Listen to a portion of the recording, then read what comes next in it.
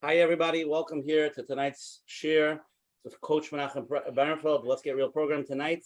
We're zeichet to have Shiur 113, and we brought Rabbi Yisroel Brog here to knock the ilm into the real world. So Baruch Hashem is going to be a powerful Shiur. We're looking forward. Again, I always start off every week first for the listeners every week for listening and posting on the WhatsApp statuses and emailing people about it and letting people know about it. I send that out to the ilm in Cleveland. The ilm should come on, and we really appreciate it. Again, tonight it's a Shiur, Sichas Chaverim, and we're really here to get to some deep concepts and really grow together. So let's all do that. Let's be zoicha tonight. Again, if anybody wants to join, I send out the flyers every Sunday. You can WhatsApp me at 848-525-0066. My number is 848-525-0066. You can go to menachembernfeld.com. He signed up to his emails. He emails you the shiurs for the week, and he emails you the recordings. I'm not sure you could always be part of it. And again, I say not every shiur is negated for every single person. Some shiurim are very specific, but it's negated to a lot of people. And tonight's shiur is obviously negated to every single person in the world that exists. But you should always, if you can come on, let people know about it and be mechazik people. Anybody's watching the replay of this on YouTube, click on the like button or the subscribe button. So Menachem uploads the shiur, you get the ding and you know about it. You get to watch it, Hashem, and you get mechazik yourself and send it around to other people. I'll start off first with thanking all our advertising sponsors for promoting us. First, the Lakewood Scoop for promoting us here in Lakewood every week. Thank you to Rabbi Yaniv from Chazak, promoting us on all the Chazak channels. And a special thank you to Ellie and Ariel from 5 Town Central, who puts it on their websites every week, the 5 Town Central. And again, a special thank you to Chayla Kaplan and Shmuel Summer from JCM, from the Jewish Content Network, for always promoting us across all the Jewish digital platforms. Again, if anybody's here the first time, every Sunday night at 9:30 Eastern Time, on this Zoom ID, we have different topics, different shiurim, and Baruch Hashem, it's been an amazing journey, and it keeps on growing. And please let people know about it. Hashem, next Sunday we're going to have, the flyer was a little bit changed. We're supposed to have Rabbi Sinclair from Eretz Yisrael come on, but he had a situation he could not. So Hashem is going to come on in November. So next week will be Rabbi Shmuel Reichman. His topic is discussing how to journey to your ultimate self, and in the world of constant struggle and overwhelmed, how do we achieve greatness in Torah, professionalism, relationships, and just finding your inner self. That's what he wants to talk about. And right, 1 second. Hold on 1 second. Okay. And that's gonna be amazing. And then the following week we have a whole lineup, Hashem. So it's gonna be gewaldic, and we're looking forward. Please join us next week as well. Tonight's show, we have the schus and the honor of having world famous Rabbi Yisroel Brog. I'm gonna say something, Rabbi Brog. Beforehand, from all the speakers I had on, I put on Rabbi Yisroel Brog. I posted, I let people know on. The most feedback that Rabbi Brog was coming on, he had people that were mamish excited that he was coming on. Chassidim from all over the world. People told me, a lady called me, Rabbi Brog, I don't know if you know this. She said she's going through a tremendous, very difficult matziv, and she listens to all your shiurim. She has no worries. She has zero. She deals with everything Murdik. So I said, okay, Murdik, good to know. So I'm just repeating that to you. So Hashem should be zoicha to be mechazik a lot of people tonight, and it should be good. Tonight's shiur is shiur 113. It's Bigematria, Bitachon, B'yutke, Vuvke. It equals 113. So Rabbi Brog, the truth is we're going to bring you on a long time ago, but we had to fit it in with the gematria. So I'm sorry I had to make you wait, but now it's the right time. So that's Murdik. Okay, and again we're going to start off first with the opening statement from Coach Menachem Bernfeld.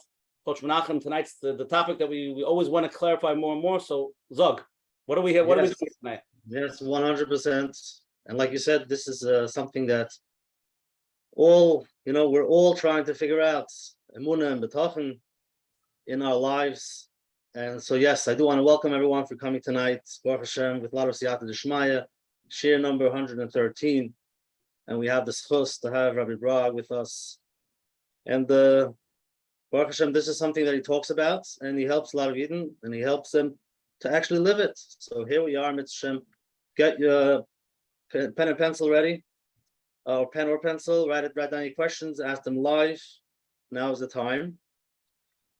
We benchish Chodesh El already, and we all know when El comes, we try to make Cheshbon HaNefesh, Rosh Hashanah, and we Yidden, we go in with Bitachon, and some understand it and some don't. Some Yira, Pachat, Gilu Barada. How exactly do we apply the Bitachon? So the truth is we all want to have Bitachon, and especially if by having Bitachon we have Menuchas HaNefesh. So isn't that the one thing that everybody wants, to be able to live a relaxed, geschmack life? Now, the Chavis Chavava says, if you have Bitachon, this Menachem never, so let's go. I want to buy it. Where can we buy it? The problem is that many people have a struggle. They're anxious, and they're not sure if Hashem is going to kick in. They're waiting for the Yeshua. They're not sure if and how, and then they feel they have to do it on their own because it's not working. And then there are many people who walk around saying, they say, Baruch Hashem, my life is what it looks like. And really deep down, they don't feel good. They're not happy. But they do say Hashem runs the world. And if this is what Hashem wants, then so this is it. But I don't think doesn't sound like Bitachon. Because I believe if it would be Bitachon, he'd be a little bit more excited about life, just walking around saying, Baruch Hashem, this is what Hashem wants, whatever. It's like a matzav of whatever. I hope that's not what we're looking for. So the truth is there are two ideas. One is the concept of Bitachon, to understand that everything is Hashem. And then we have the next step is to be able to live it in our lives. I think many people listen to the concept, hear the concept over and over. So they believe that the concept they have, but they struggle in the Lamaisa. How do we put it into life? But I believe it's a thought that I had. I think we need to reevaluate the concept to get clear what the concept is. And the Mitzvah, with understanding better the concept, it's going to make it a little bit easier for us to apply it in our life. In Mitzvah Hashem. So my tefillah is to Hashem, help me have Bitachon, that tonight's program, everybody should be able to hear what they need to hear and grow from it, to be able to take what it is, to apply it to their lives. So yes, we should start living connected to Hashem with Menuchas HaNefesh, and everybody should be able to apply it wherever they are. And the Mitzvah Hashem, we should have a lot of siyata d'shmaya. And thank you, Rabbi Brog, for being with us tonight. And the Mitzvah Hashem, your words should be able to go in, we should be able to accept and take it practical into our lives. Shkoyach. Shkoyach, Chosh Menachem, beautiful opening. So again, if anybody's here tonight, the overview tonight of tonight's show, what we're trying to discuss is the fundamental steps first to acquiring Bitachon, and then dealing with some of the toughest challenges in life and finding Hashem's message in them. So it should be a Murdic share. We have a lot of questions that came in. I mentioned I know a lot of people want to ask live. We're going to make a list. Tonight's show was sponsored by my cousin, Ari and Ruthie Parnas, the Il Nishmas, my great uncle, Rabbi Avram Zev, and Rabbi Sacher. It's also a special refuah shalem for Eter Rezel Bas Shoshana Bas Rus, for a family friend of Rabbi Yitzchak ben Chana Gittel. Eter Rezel Shoshana Bas Rus. And tonight, somebody I was just handling before, somebody that my wife knows very well. She's actually having a brain surgery right now. So I think schutz more the hundreds of people Menachem that are here now, the thousands of people that will hear the Shiur.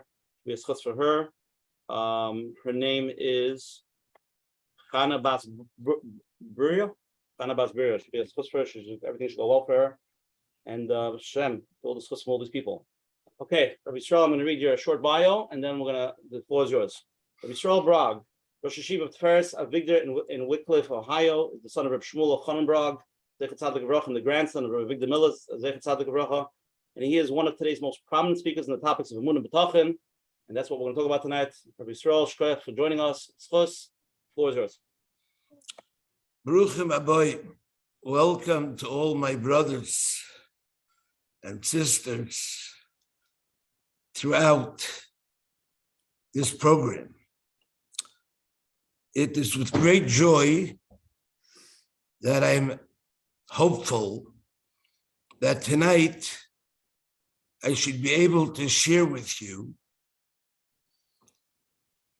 understandings and teachings that I have learned and worked on from the age of 18 years old. And I came to the realization that there is no factor that plays such a role in every single step of our lives, our parents' lives, our children's lives, our employers' lives, there's nothing that's remotely like it. I then found in the Vilna Gaon says, Bitachon is the foundation of everything. Now, people hear stories of Bitachon, they say, wow, that's great. I wish I had Bitachon. How do I get Bitachon? Some people try to convince themselves that if they wished they had the Bitachon, wishful thinking would bring Bitachon. Now, that's a wish. That's what you wait when the genie comes to you, Elianavi comes to you, and he says, make a wish. So you say, I wish I had Bitachon. But that's not called having Bitachon or acquiring Bitachon. Step one you have to realize is that life, not only in individual cases, for every single situation, it's made up of a series of steps. And each step in life creates its own insecurities, its own fears. Little children have fears. They don't know about the world at all, but they're afraid of the dark. They're afraid of dogs. They're afraid of threatening figures, people who they heard are scary, and so on and so forth. They heard of car accidents, they get afraid of cars. Anxiety is prevalent in almost every person's life to some degree, not necessarily debilitating anxiety, but there is anxiety. And the question is, what tool does Hashem grant us to utilize to be able to face every single fear and every single challenge and overcome it? The one common denominator that you're going to deal with going through school, passing every test in school, having friends, will you go to camp? Will you go on vacation? How will you pay for the bris? How will you pay for your rent? How will you pay for your mortgage? How will you pay for your house? How will you pay for the bar mitzvah? How will you pay for the chasana? Will you get married? Will you not get married? Will you find the right shidduch? Will you have children? Will you not have children? Will you have shalom bayis? Will you not have shalom bayis? Will you find a job? Will you find a parnasa? Will you find a koil that pays? Will you find a supporter? Will your in-laws support you? This is the stuff that life is made of. And every single individual faces these challenges. And the one thing that HaKadosh Baruch gave us, he implanted within us, is Emunah, and Emunah brings to Bitachon. The fruit of Emunah is Bitachon. Rabbi Yisroel calls it that Emunah is a midah. Within every person, Hashem implants an awareness. We're all made up of a chelik elikamima. We all have Hashem inherently within us. You don't have to bring Hashem into yourself. Hashem is inside of you. If you're Jewish, you have an neshama, so you have a chelik elikamima. Hashem is with you 24/7. That awareness that Hashem is with you is supposed to build your bitachon. How so? When a person develops, he realizes that he has no control over his development. There's no one in the world that could develop healthy kidneys, healthy lungs, healthy heart, healthy brain, healthy intestines, healthy knees, healthy hands. No, the only one that maintains my health is HaKadosh Baruch Hu. HaKoil b'dei Shamayim. HaKadosh Baruch Hu takes care of me 24/7. Now, it's really a pella that everybody doesn't have bitachon. Have you ever met a child that doesn't rely on his parents? It's a natural factor. We all grow up in homes, generally with two parents, sometimes with one parent. And if you're raised in a home in a normal fashion, what happens is you're taken care of, you're provided for, you're fed, you're clothed, you're given room and board, you're given vacations. Hakol, bakol, mikol, koil is provided for you by your parents. Most people, therefore, rely on their parents. That's an amazing thing. Is that a difficult concept? No. If I meet a child who doesn't rely on their parents, it's an indication either that they were orphaned or they were brought up in a very unhealthy home. Because in a healthy home, parents provide for children.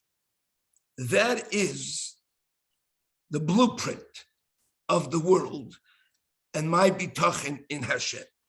As you get older, you realize that your parents have no power whatsoever. Your mother can't decide whether tomorrow you're going to camp or you're not going to camp. She can tell you, we hope to send you to camp, and then you're you're all excited because you're sure she's going to do it. But she's a toothless tiger. She doesn't have any koyach. She can't make a decision like that. She can't make a decision you're going to go on a trip or what school you're going to go to. She can't even get you into a school. But there are some people that rely on their parents' pull and their parents' push. I'm going to get into the school. I tell somebody, your parents have no shaykhs. That a person has natural reliance on somebody who fed him and provided for him day by day by day. The only one who truly provided for us was not your parents. It looked like it was your parents, but it was Hashem. And Hashem said, some kids are going to go to this camp. Some kids are going to attend to this camp. Some kids are going to go to day camp. Nothing to do with your parents or what they could afford, what they can't afford. It has to do with what Hashem decided. And every single thing in your life is decided by Hashem. HaKoil b'dei Shamayim. When you sit and think about what Hashem did for you and what Hashem provided for you, you are going to become naturally so overwhelmed with trust and reliance because you finally tapped into the source of all sources, the power of all powers that could never be diminished. The one that cares to me, people ask me, why am I so certain? And I ask them, are you certain that tomorrow your mother's going to make you breakfast? If you're not, I feel bad for you. Because most people trust that their mother tomorrow will provide me breakfast. How do you know? Did you see your mother going to buy breakfast for you yesterday to make sure you have it today? No. But every day in your life, you were given breakfast by a mother, so you know you're going to get breakfast right there. Hashem takes care of us every single day. He watched over my health every single day. Did I ever get sick in my life? Sure. When I was a child, I had a hernia one year. One year I had appendicitis. Did I get better? Sure. Hashem always was there for me. So I'm sure Hashem's going to always be there. Besides, Hashem has a special department called Roifei Chole Amo Yisrael. If Hashem kept me healthy and he's a special doctor for Chole Amo Yisrael, and I belong to the Am Yisrael, of course I had to deal with the Chole. I had to get sick, but that doesn't mean I should have any less bitachon that I'm not going to get better. Of course I'm going to get healed. If I go to a good doctor, do I feel he's going to heal me? Of course I rely on a doctor, even though it's shtusim b'havolim to rely on a doctor. Because no doctor has any power whatsoever to decide if you're going to get better or you're not going to get better. But Hashem has that power. So I know I'm going to get better. I'm not worried how I'm going to pay my mortgage next month. Because till this age, I never lacked for a month without a roof over my head. And Hashem provided for it. So he's not going to provide it the next month. So are there blips in people's lives? Sure. And you have to analyze each blip. Why is it like that? I get calls from so many people tell me I'm going to be out on the street. I thought you're talking like a fool.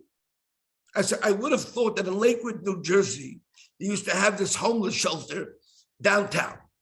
And every time I used to come to Lakewood, I used to drive by it. And every time I would stop and I would look through the people there. My wife asked, what are you looking for? I said, I want to see if there are any Jews here. I said, there's thousands of you in the light. They don't have money. They live in a scams, live in a government assistance housing. It's got to be at least 5, 10 families. There's much more Jews in Lakewood than there are Mexicans. And Mexicans work hard and they don't have houses. Shouldn't it be like that for Jews? It never happened. It's unheard of. It's so rare that if a guy is worried about it, something's wrong upstairs in his head. I know I'm going to be able to pay my rent. I'm going to pay my bills. I'm going to get bar mitzvah. I'm going to pay for the bar mitzvahs. You're going to get married. You're going to support your kids if they're roy for it. And if you want to be part of that program, and if you want to marry your kids off and send your kids to yeshiva and pay for the exorbitant tuition that people say they are, you think Hashem does not know what you need. If you think about what Hashem provides financially, it's mind-boggling because Hashem doesn't provide for me my minimal needs. I have maximum. I don't just have one fruit in my house. I have an assortment of, you think I have a fruit farm. If you came to my freezer, you'd think I was a sheikhet who owned a major meat packing plant and a chicken plant. I have all types and all kinds. Don't ask. Not just one little row of chopped meat. Who gave it to me? Hashem. So am I misupik that Hashem won't give me everything that I want? And you don't have to look at somebody else to see, how come I don't have what he had? You can have the same thing. All you have to have is to come to the awareness of what Hashem has done for you. If somebody would tell me that he relies on his parents, I tell him, then you're out of your mind for not relying on Hashem. Because as you grow older, you realize your parents don't have the ability to be relied on. I don't care if your father punctures to sleep, but everything you know you have is like Komen Hashemayim. So what are you worried about? Hashem can provide you with cars.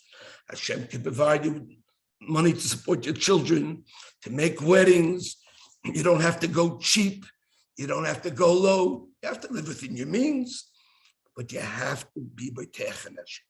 Now, if you don't rely on Hashem, it's like somebody telling me, I have a neighbor, very good to his kids, sends them to camp, I'm Bitachon, he's going to send my kids to camp too.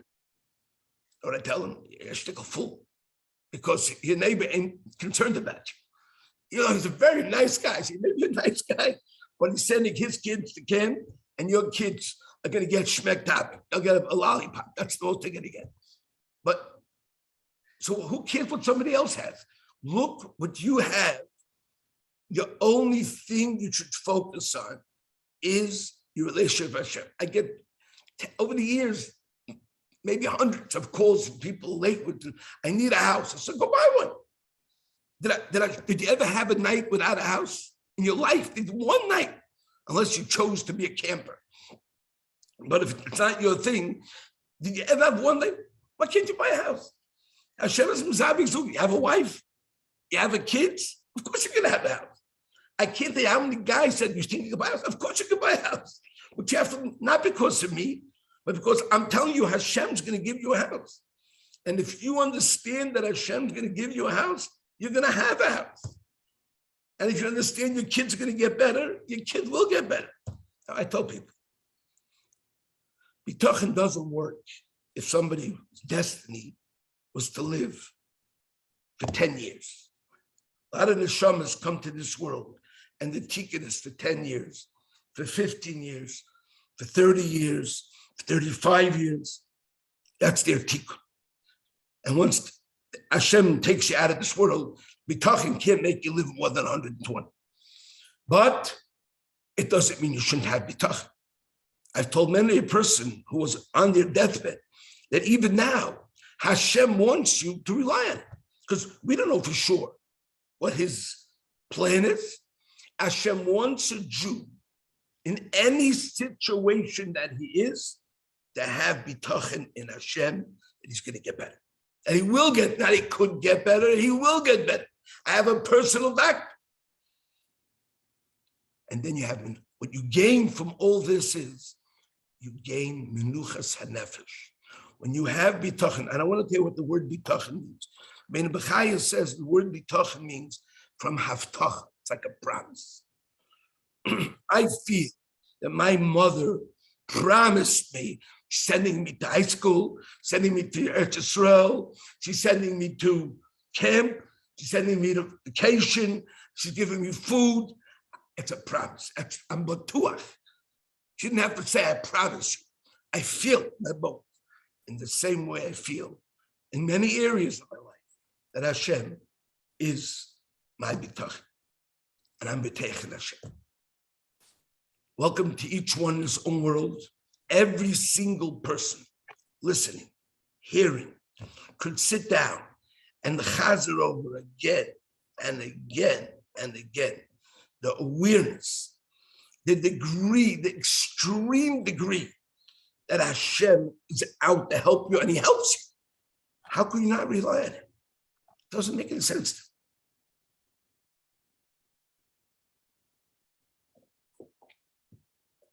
me. Rabbi Brog, beautiful opening. Okay, we're going to take a poll, take a break for a minute. We have a lot of questions, so it's going to be murdic. We're going to clarify everything. So Hopefully. Yeah, but Hashem. I have a bitachon. Let's start with the poll. Okay, 2-question poll. Everybody answer honestly what you feel.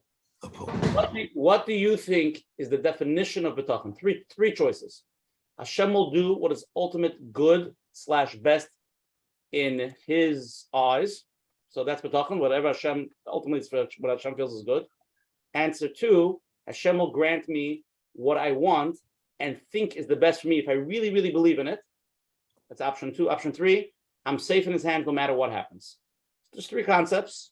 Answer which one you think, relates to you, and then Rabbi Brog will chazer it. Every person, depending on his relationship with Hashem, determines the bitachon he has. I'm going to use that mashal of the mother. I had bitachon that my mother was going to give me cereal every day. In my house, to get sunny side ups was a special. We had 10 kids, and to my mother to make sunny side ups of all of us was a special occasion. I didn't have the bitachon that was going to happen every day. Now, there may be some kids who get sunny sides up every day. So they're confident, sunny sides up. Some kids get waffles.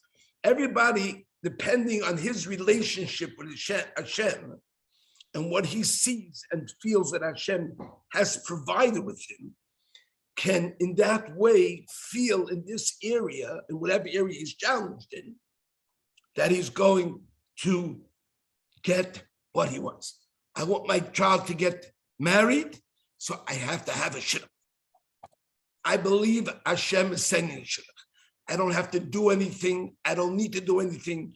No one could help me. No one could assist me. No one could put anything to help me out. It's coming from Hashem. I believe that. It happens. You don't believe that? So then, be my guest. Go speak to all the Shadchanim in Lakewood. Okay, Brog, let me just read the second poll, and then we'll see whatever. We'll get into it. The second question was, what do you personally do to strengthen your Bitachon? 5 options. Number 1, thanking Hashem for all the good despite the challenge. Number 2, listening to inspirational stories of Emunah Bitachon. Number 3, davening in Tehillim. Number 4, taking small actions that demonstrate Emunah even though you're not really holding there.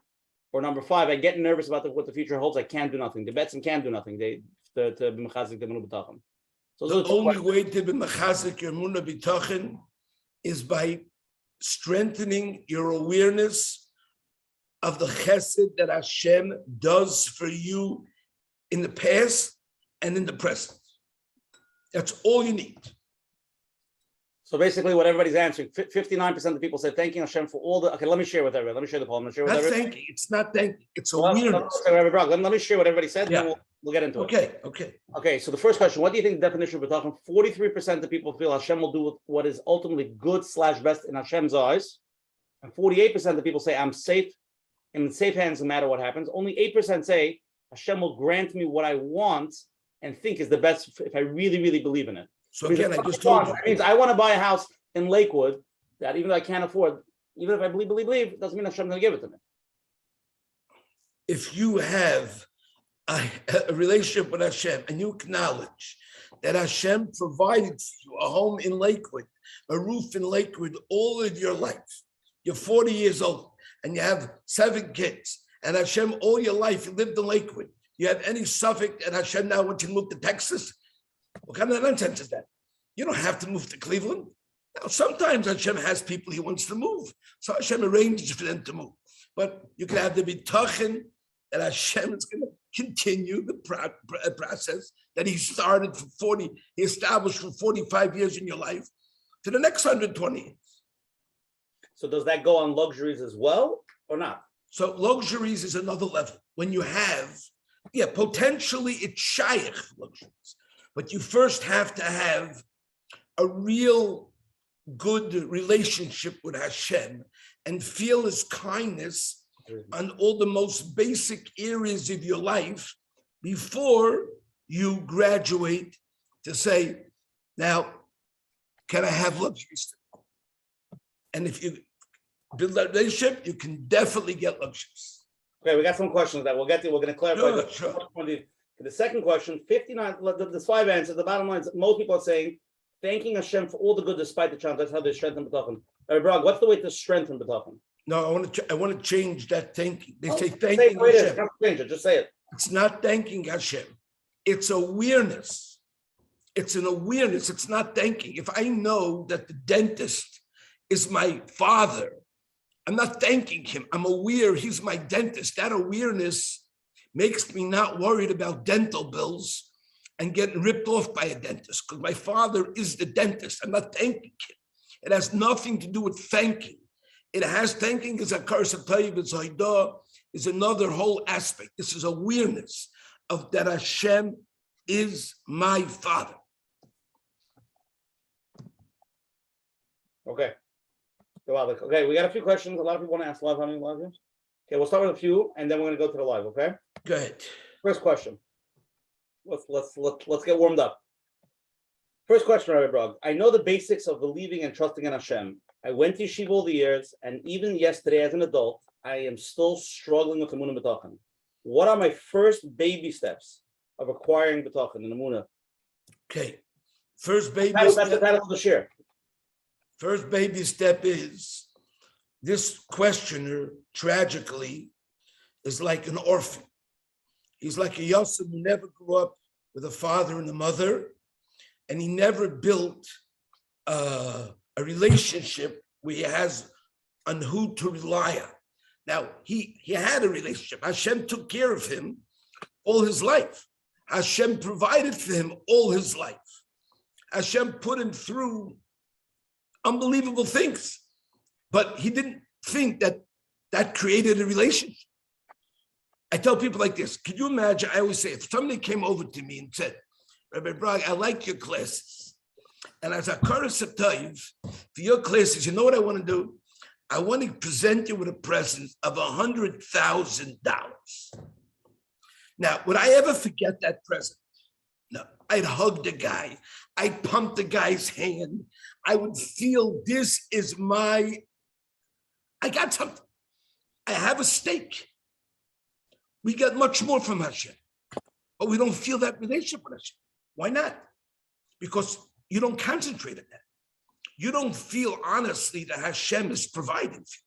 So it's an awareness that Hashem is providing. I will tell you a story now. It's a famous story of mine. Many of you may have heard it, but you can always say it over 50 times again. There's a young lady from Kiryat Sefer that called me up one day. She was crying on the phone.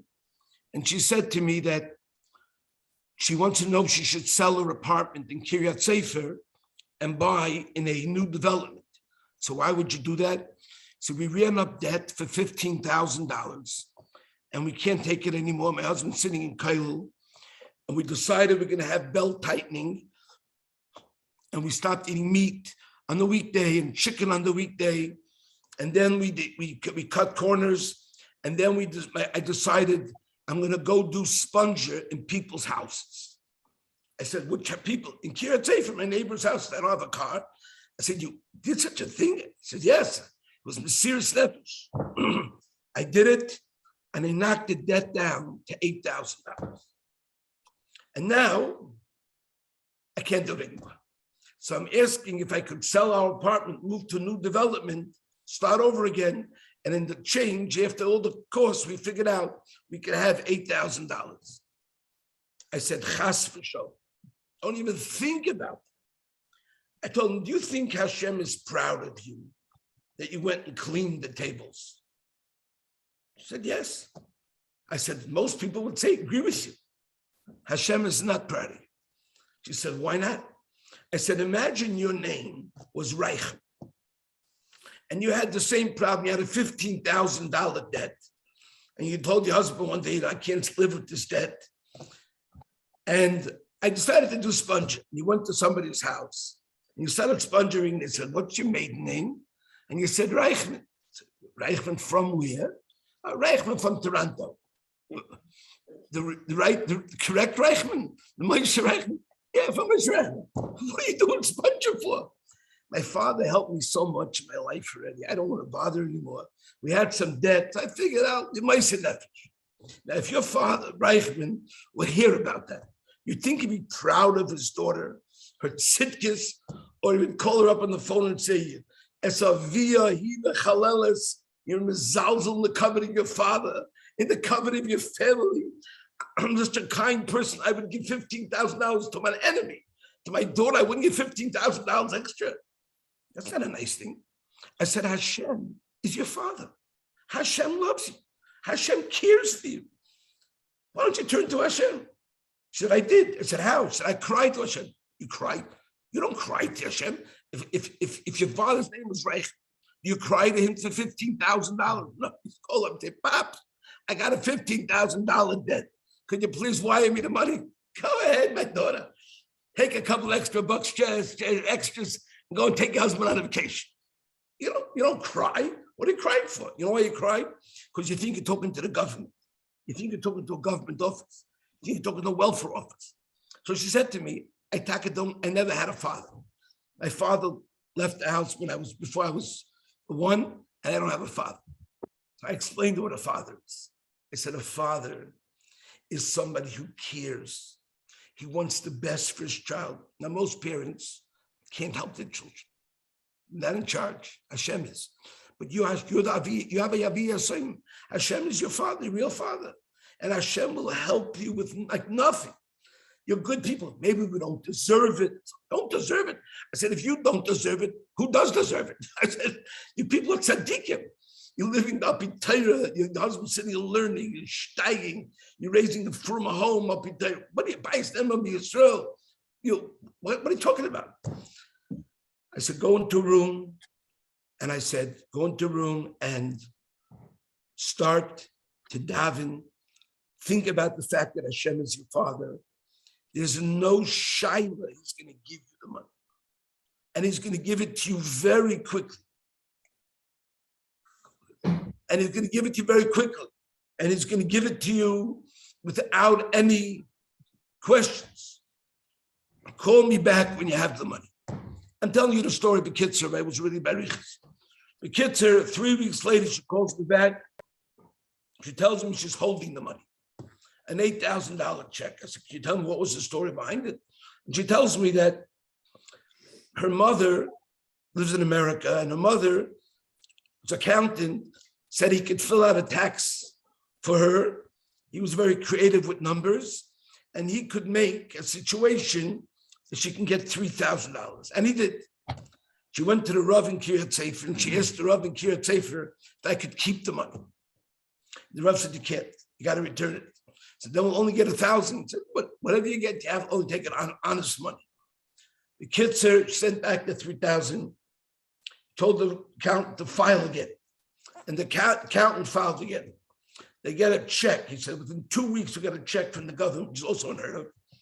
You're entitled to a refund of $8,000. I told her, you see what I'm talking about? That your father's right. It wasn't the US government. It was Hashem. That was Hashem straight. I said, the rest of your life, no, you have tap into that mother lode.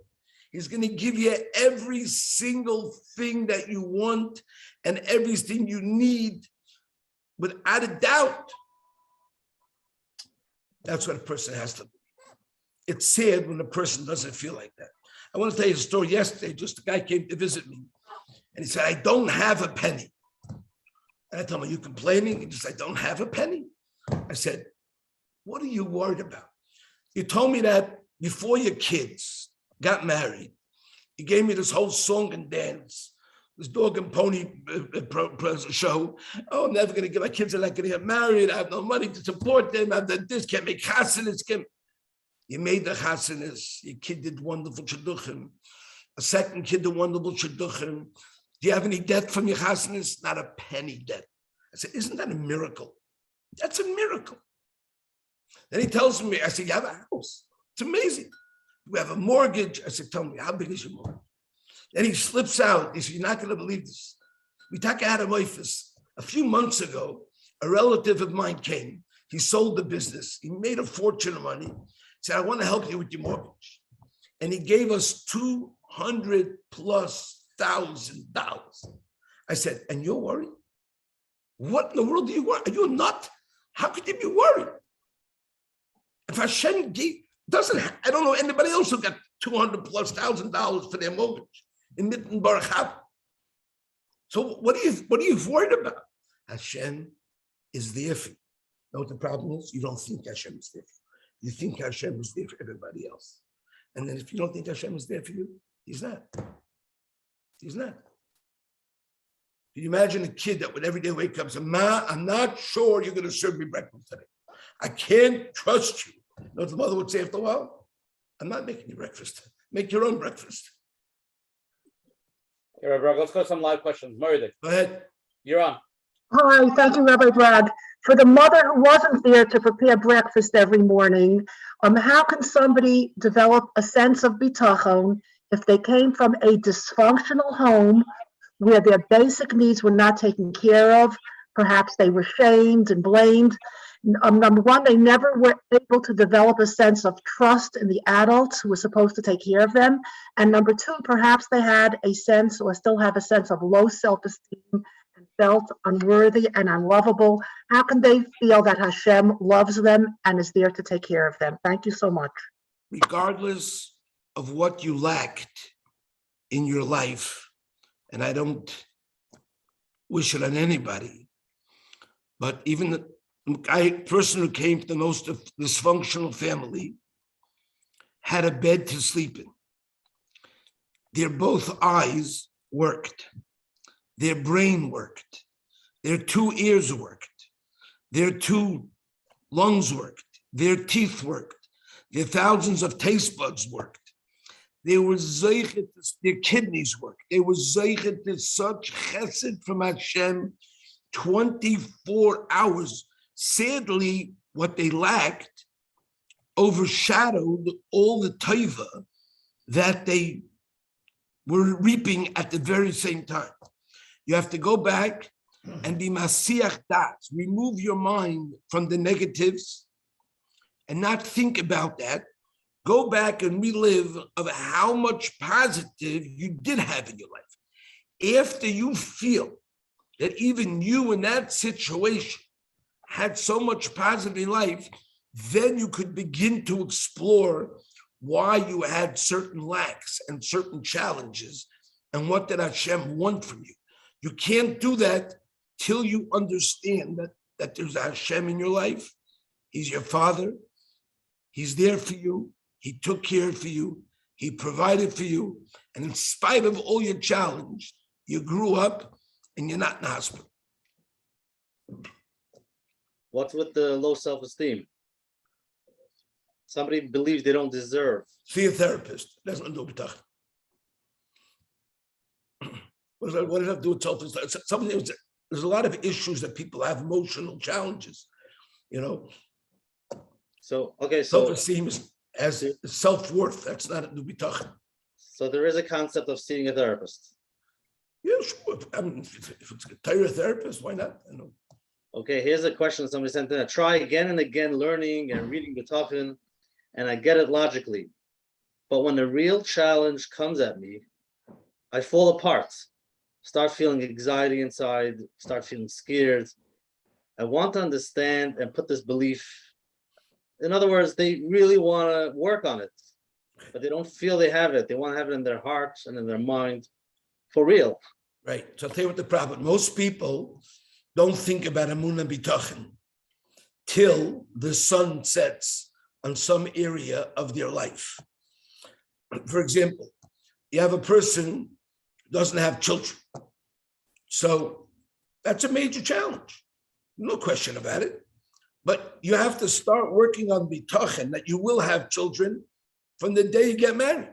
Most people say, nah, I take it for granted, I'm going to have kids. Then when they don't, it's a shock to their system. Now they have to begin their whole child. How do I review?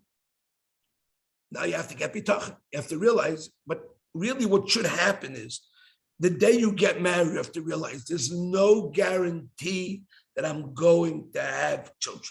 The only way I can know I can have children because I'm Meteach in Hashem. Not because it's the natural thing to have children, but because I'm Meteach. Hashem gave me a mitzvah. Here's a young man who had a problem with having children. I told him, you first have to go to David Feinstein with your medical records. He has to determine whether you could get married or not. Once he paskins you can get married, come back to me. David Paskin, you can get married without a child. Love spoke to the doctor in there. I told him, now you have to have bitachon. You're going to have children without a problem. Here's a young man who was sick. He contracted a sickness when he was in his 20s. He said, who's going to marry me? I said, what do you mean who's going to marry you? You have a mitzvah puravu. You have a mitzvah to be born in Rabbi Yisroel. There's no doubt that Hashem has some. Just convince yourself. Hashem chose your wife just like he chose the next guy's wife. And you will get that wife sent to you. If you think it's not going to come to you, then Hashem not going to force it on you. So this is what you have to constantly do. You can't wait for something happens and then say, okay, now let me get bitachon. You know, when the rain is falling on your roof, if you ever seen construction, when they think the rain is coming, they throw the tarps over the roof. They don't wait to the middle of the storm to go out and buy tarps and put it over the roof if the roof is not finished. It's something you got to prepare for. You got to think. If I have a kid, I had 10 daughters. I said to myself, how am I going to marry 10 daughters? 10 daughters. In America, they charge you for daughters. You got to pay for the tatalik for daughters. I said, it must be that Hashem is going to provide for me 100%. I was convinced of that. So I thought I would help Hashem. I started making a savings fund and saving, and Hashem told me, Hashem took 2 weeks with my first daughter got married. Hashem took away every penny. Did I marry all my kids? Everyone with my shita, Bitachon, I never went to a shadchan. People screamed at me, shouted at me, told me you're doing a terrible disservice to your children. I told them, I'm going to the biggest shadchan. I'm going to the one who makes the shidduchim. I'm talking to him. Baruch Hashem. Okay, Rabbi Brog, let me jump on the next question because it's a little bit.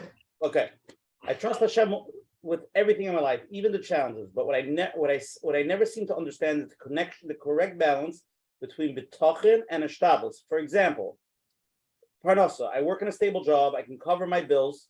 My friends keep on telling me I need to go on my own and start my own business. They're even willing to give me the money, but I am struggling with that since I trust that Hashem. I could just stay in my job and Hashem could bring me the money anyway. On the other hand, is that an easy way out? I feel like I'm copping out. Can you explain this more in detail? Yes. Okay. Yes. Well, again, we don't have to report about parnasa. The same thing like you're just saying now. So let me tell you like this. Everything. I'm going to give you the biggest shock that most people have a mistake about hishtadlus. And they think that hishtadlus is a means, the word is earning money. They think that if you do hishtadlus, that earns you money. Therefore, if I'm a Rebbe in a cheder and it only pays X amount of dollars, and not in real estate or in stocks or in some other big field, I can't make the same money. That's the biggest narishkeit that was ever foisted by the Yitzhak. You have to realize that hishtadlus has absolutely nothing to do with earnings. What determines what you're going to earn this year is that every Rosh Hashanah, Hashem makes a cheshbon of what your family needs, or what your family's, and Hashem knows how to make that cheshbon better than any accountant. Houses and vacations and schooling and seminaries and so on and so forth. And Hashem allocates the money that you need for that year. Now the guy is a Rebbe. So his right wife is hassling him and saying, you're a Rebbe. How could you make money? How are you going to pay for all the costs? The Rebbe job doesn't pay. And many Rebbeim have called me and I tell them, you know what? You are the one who's undermining your parnasa with the help of your lovely wife. Because when Hashem decided how much you're supposed to earn in Rosh Hashanah, it didn't make a difference to him if you were a Rebbe or you were a burger flipper in McDonald's, or you were a cleaner in Lakewood BMG. He didn't care all what you did. Hashem determines that you are going to have X amount of dollars at your disposal, for your disposal this year. I told many Rebbeim, that you go and doing the Rebbe is just the hashtadlus that Hashem provided for you. It's a wonderful hashtadlus. But if you believe that it's earnings, you'll never make a penny more than the Rebbe job pays you. But if you believe that Hashem, this is my hashtadlus, but Hashem, the money you allocated, and you know I need much more money to be a Rebbe. And that's why there's so many Rebbeim in Lakewood, New Jersey, Baruch Hashem, that are living in private houses, $1 million homes today. And they're all sending their kids to seminary. I never understood how's a child. Seminary is a fortune. Everybody sends their kids to seminary. I mean, really, but generally, yeah. Eretz Yisrael, the camps. How can a family of 12 kids send kids to camp? It's not child. You know why? Because Hashem knows what you need and he allocates that money for you. Don't limit the money at your disposal because you think I only have. There's a fellow who's big into Bitachon in Lakewood. He called me up once. He works 3 jobs. Then I told him, you're a fool. I told him, you're a fool. I told him, if you're doing a regular hishtadlus, you think Hashem wants you to work 3 jobs? I don't need you to work 3 jobs. What do you work 3 jobs for? If Hashem knows what you need, and Hashem decided, you think you're only getting paid from the culture. You think you're only getting paid from the tutoring job yet, or this job, or this little job. It's the afternoon job in a school, English, teach English. No, these are just the hishtadlus that you make. And once you make a reasonable hishtadlus, now depending on one's level of bitachon, he could get away with less Ishtadlus. Means a regular person with regular bitachon should work a regular day, a regular normal day. That's my grandfather told me. Somebody who has more bitachon could work an hour less. More bitachon, an hour less. And you can work less depending on the level of bitachon that you have. We should have a lot of bitachon, so we should work less.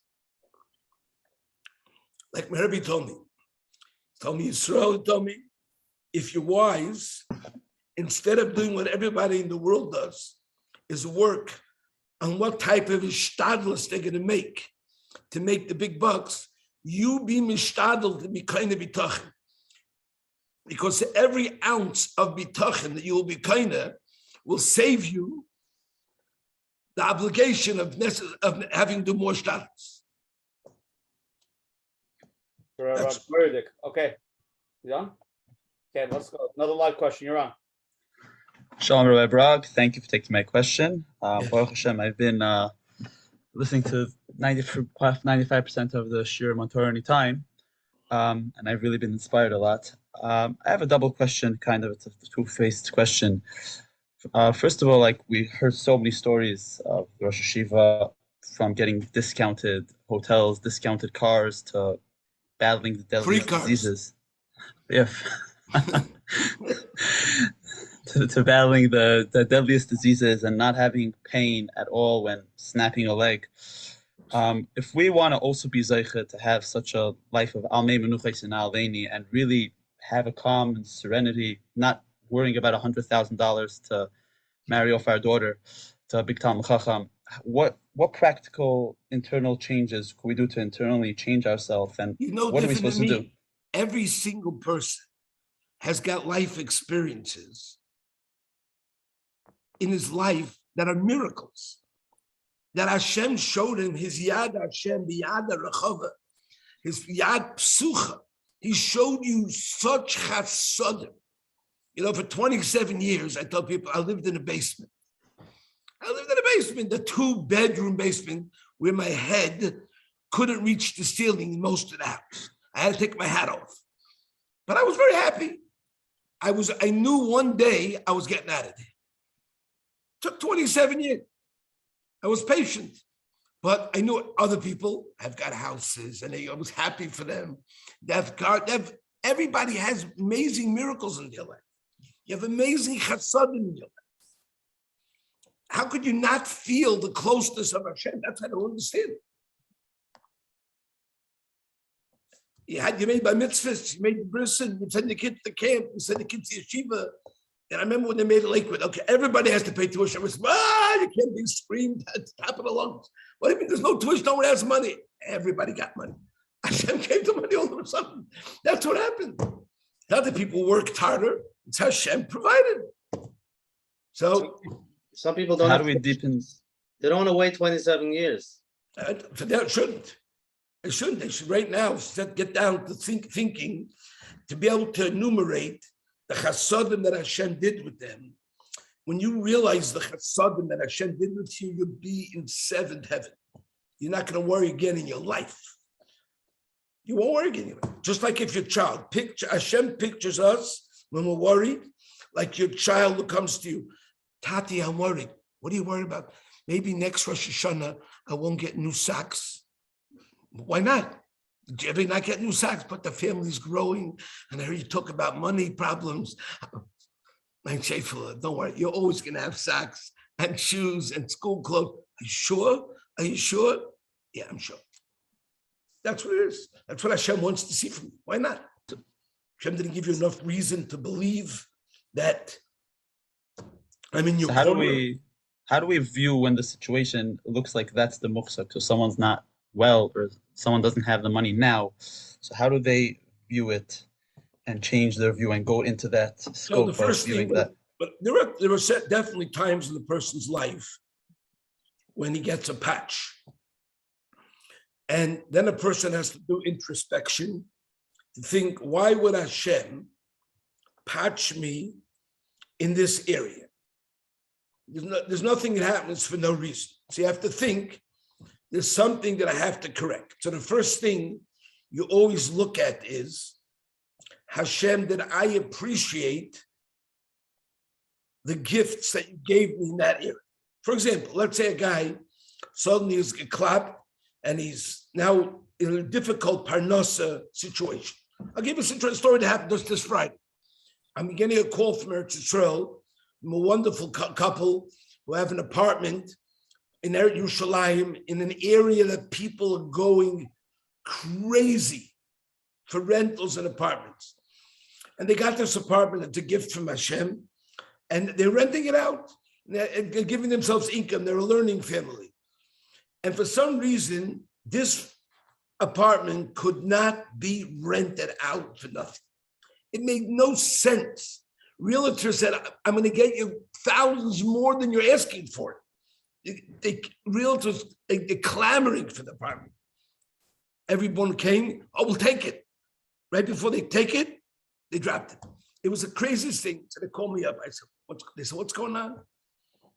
So I said, the first thing I would do is I would check Moses. That's the first thing I would do. Make sure the apartment's kosher for family to move in. And I said, the second thing, it didn't work after that. I said, now it's like this. Hashem, I know the only reason that the apartment is not being rented is because you put a gzeira against us. And if you put a gzeira against us, Hashem, I know it was for a top, wonderful, special reason. We accept it's only you and nothing but you. And HaKadosh Baruch Hu, we're mikabel to fix whatever you want us to fix. Please make us aware of this, and we shall fix it immediately. The lady called me today to say, we did that. 2 hours later, the apartment was rented.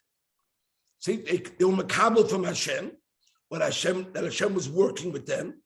They accepted it, and they were beteach. It wasn't that Hashem was never going to rent that out. Hashem was a gzeira. It was a temporary gzeira. They were makabel it. They addressed it. Moved on. Hey, Rabbi Brog, I want to jump on this question. Jumps into the next topic. Hi, Rabbi Brog. My question is as follows. My wife wants to live a more luxurious lifestyle, a bigger house, nicer stuff, more vacations, but my income barely covers the basics. It cannot afford it. My question is, the Gemara says, right? Your wife should be more self. Some people say that even more than you could afford. Should I have Bitachon and just swipe it on my credit card and take the loans, especially for my wife?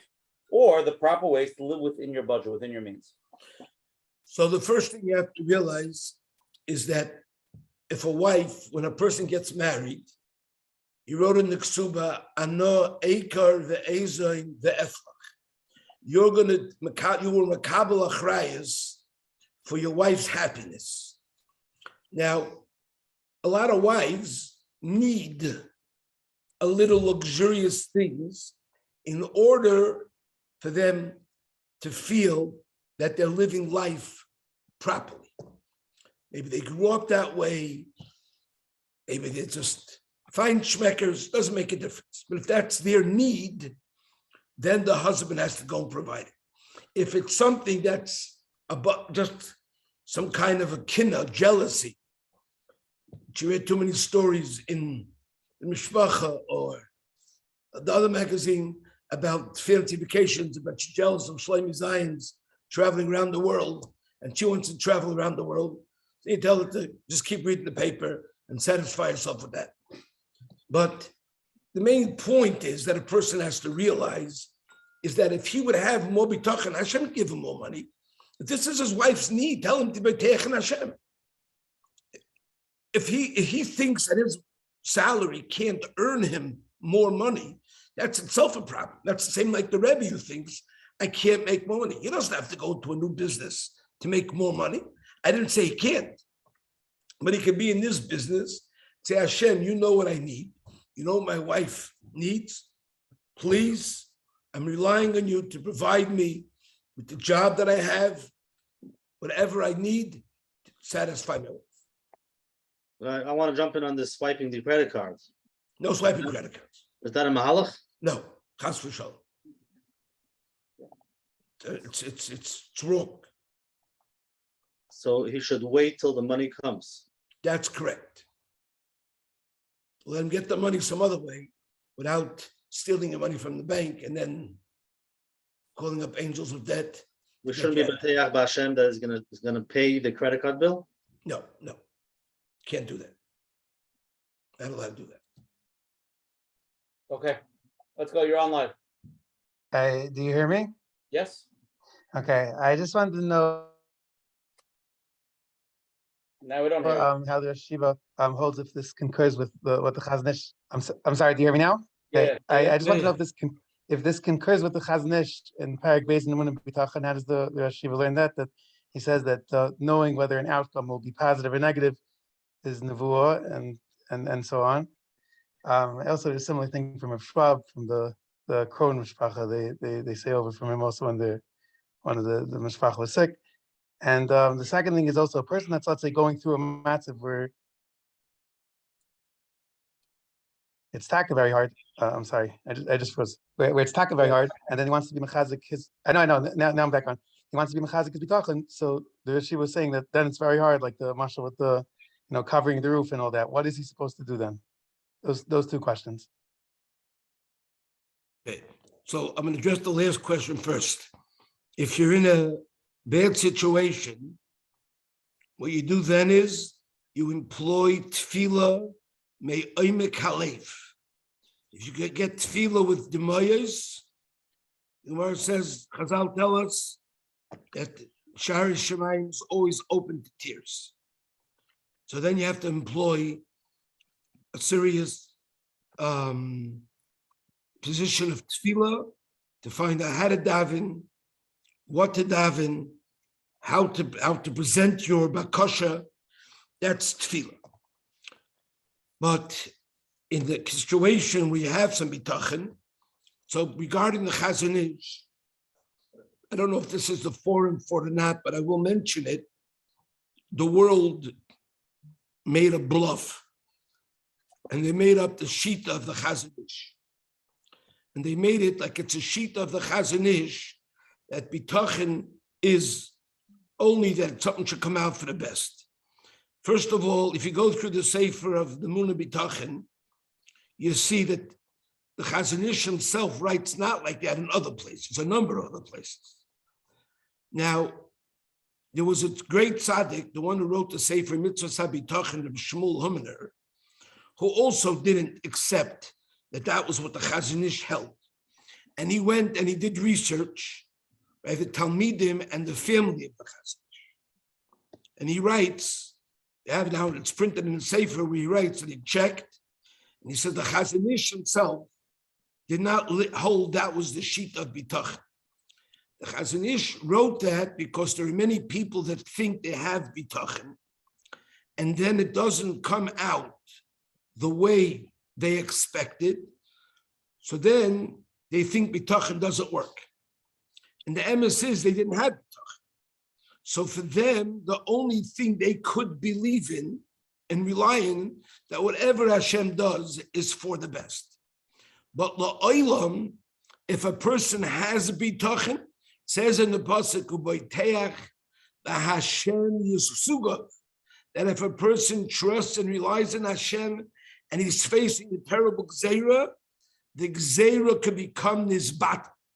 Rabbi Yisroel in Shari Tshuva writes, any tzara that a person's facing in his life, a person has to believe, is to put the Yeshua's Hashem into his heart. And he should picture the Yeshua's Hashem. And he should know, that itself will bring the Yeshua's Hashem. And the Chazon Ish is nothing. Anyway, I said this in the Shiur, a guy got very upset at me. And he was, how dare you say that? I said, I'm quoting Rabbi Shmuel Humner. He's the master of Bitachon. He wrote the Sefer Mitzvah Bitachon. He's the Bitachon king. He was a tzaddik atzum. I said, you know what? Why don't you pick yourself up and go to Reb Chaim Kanievsky and ask him. Tell him what I said, and let's hear what he said. So the guy ran to Eretz Yisrael the next day, took a big smartphone, and they brought it to Reb Chaim, and he said, Shemati mirav echod. I heard from a Rav over there in America that he said that the sheet of the Chazon Ish, what everybody says, not the sheet of Chazon Ish. Reb Chaim says, he smiled and said, Unachon. He's right. Then he said also over that your father, the stipler, didn't want to print the Sefer Emunah Bitachon because he foresaw that this mistake would come out. He said, Zegam Kenachem. That's it. So I told somebody, what should I do? You want to fight with me? How can it be? Doesn't make sense. Rabbi Yisroel, the Rishonim say clear, black or white, that Bitachon means you're Beitech in the Yeshua of Hashem. Okay, Rabbi Brog, let's get done with the next. There's so many live questions now. Okay, here we go. Okay. You're on. That you're saying that if you really have the right amount of bitachon, then you get what you want. But again, what if what we want isn't good for us or not even possible? Like we want somebody not to be nifter. Like we daven and we believe. I mentioned that before. everybody has to die, but everybody has to die sometimes. I mentioned before that if Hashem decides this is the amount of time you're allotted to live in this world, Bitachon doesn't work. Bitachon only works when something is a gzeira. It's a decree, a situational decree that caused you to do this. Then Bitachon can help you overcome the gzeira. But like you just said, everybody has to die. It doesn't help Bitachon for that. And some people also have to be poor. Yeah, but everybody, even if you're poor, everybody's entitled. There's a certain expectation that everybody is going to get what he needs from Hashem, his basic needs of food and housing and marriage and children. All the mitzvahs that Hashem gives us, Hashem provides for us. But a lot of us, like it was mentioned about, we see all this in the mishpacha and we see how other people live.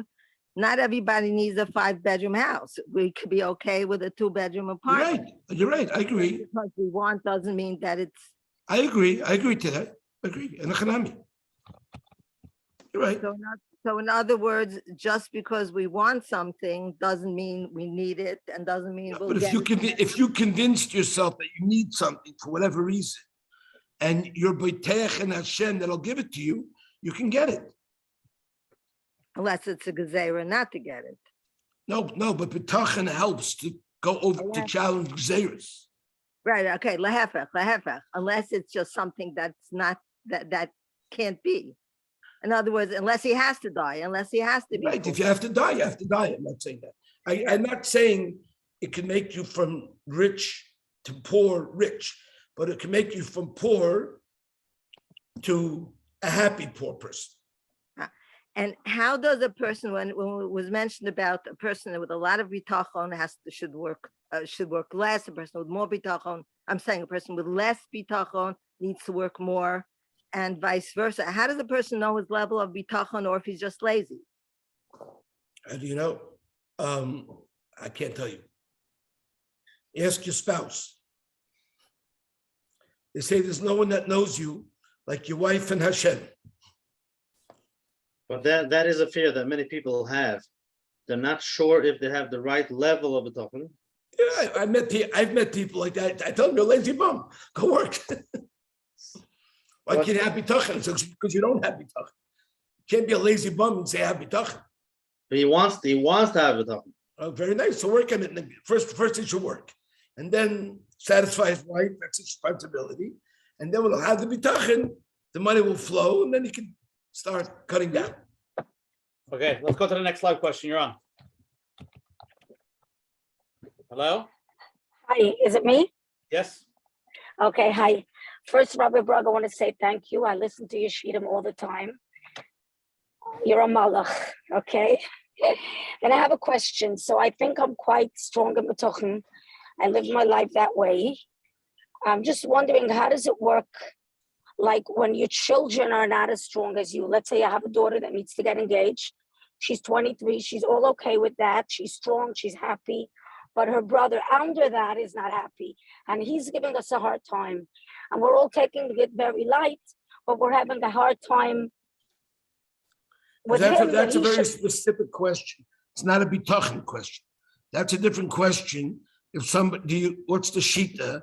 Should you let the older child hold up the next child from getting married? That's a different question. You know, in the Chassidish world, they say you got to wait.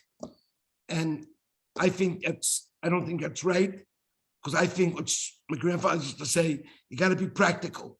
Maybe when they're 20, 22, 21, 22, maybe when they start getting older. I know a family right now, the girl's 28 and she has brothers 25 and 24. Why can't they get married? You can't go one before the other.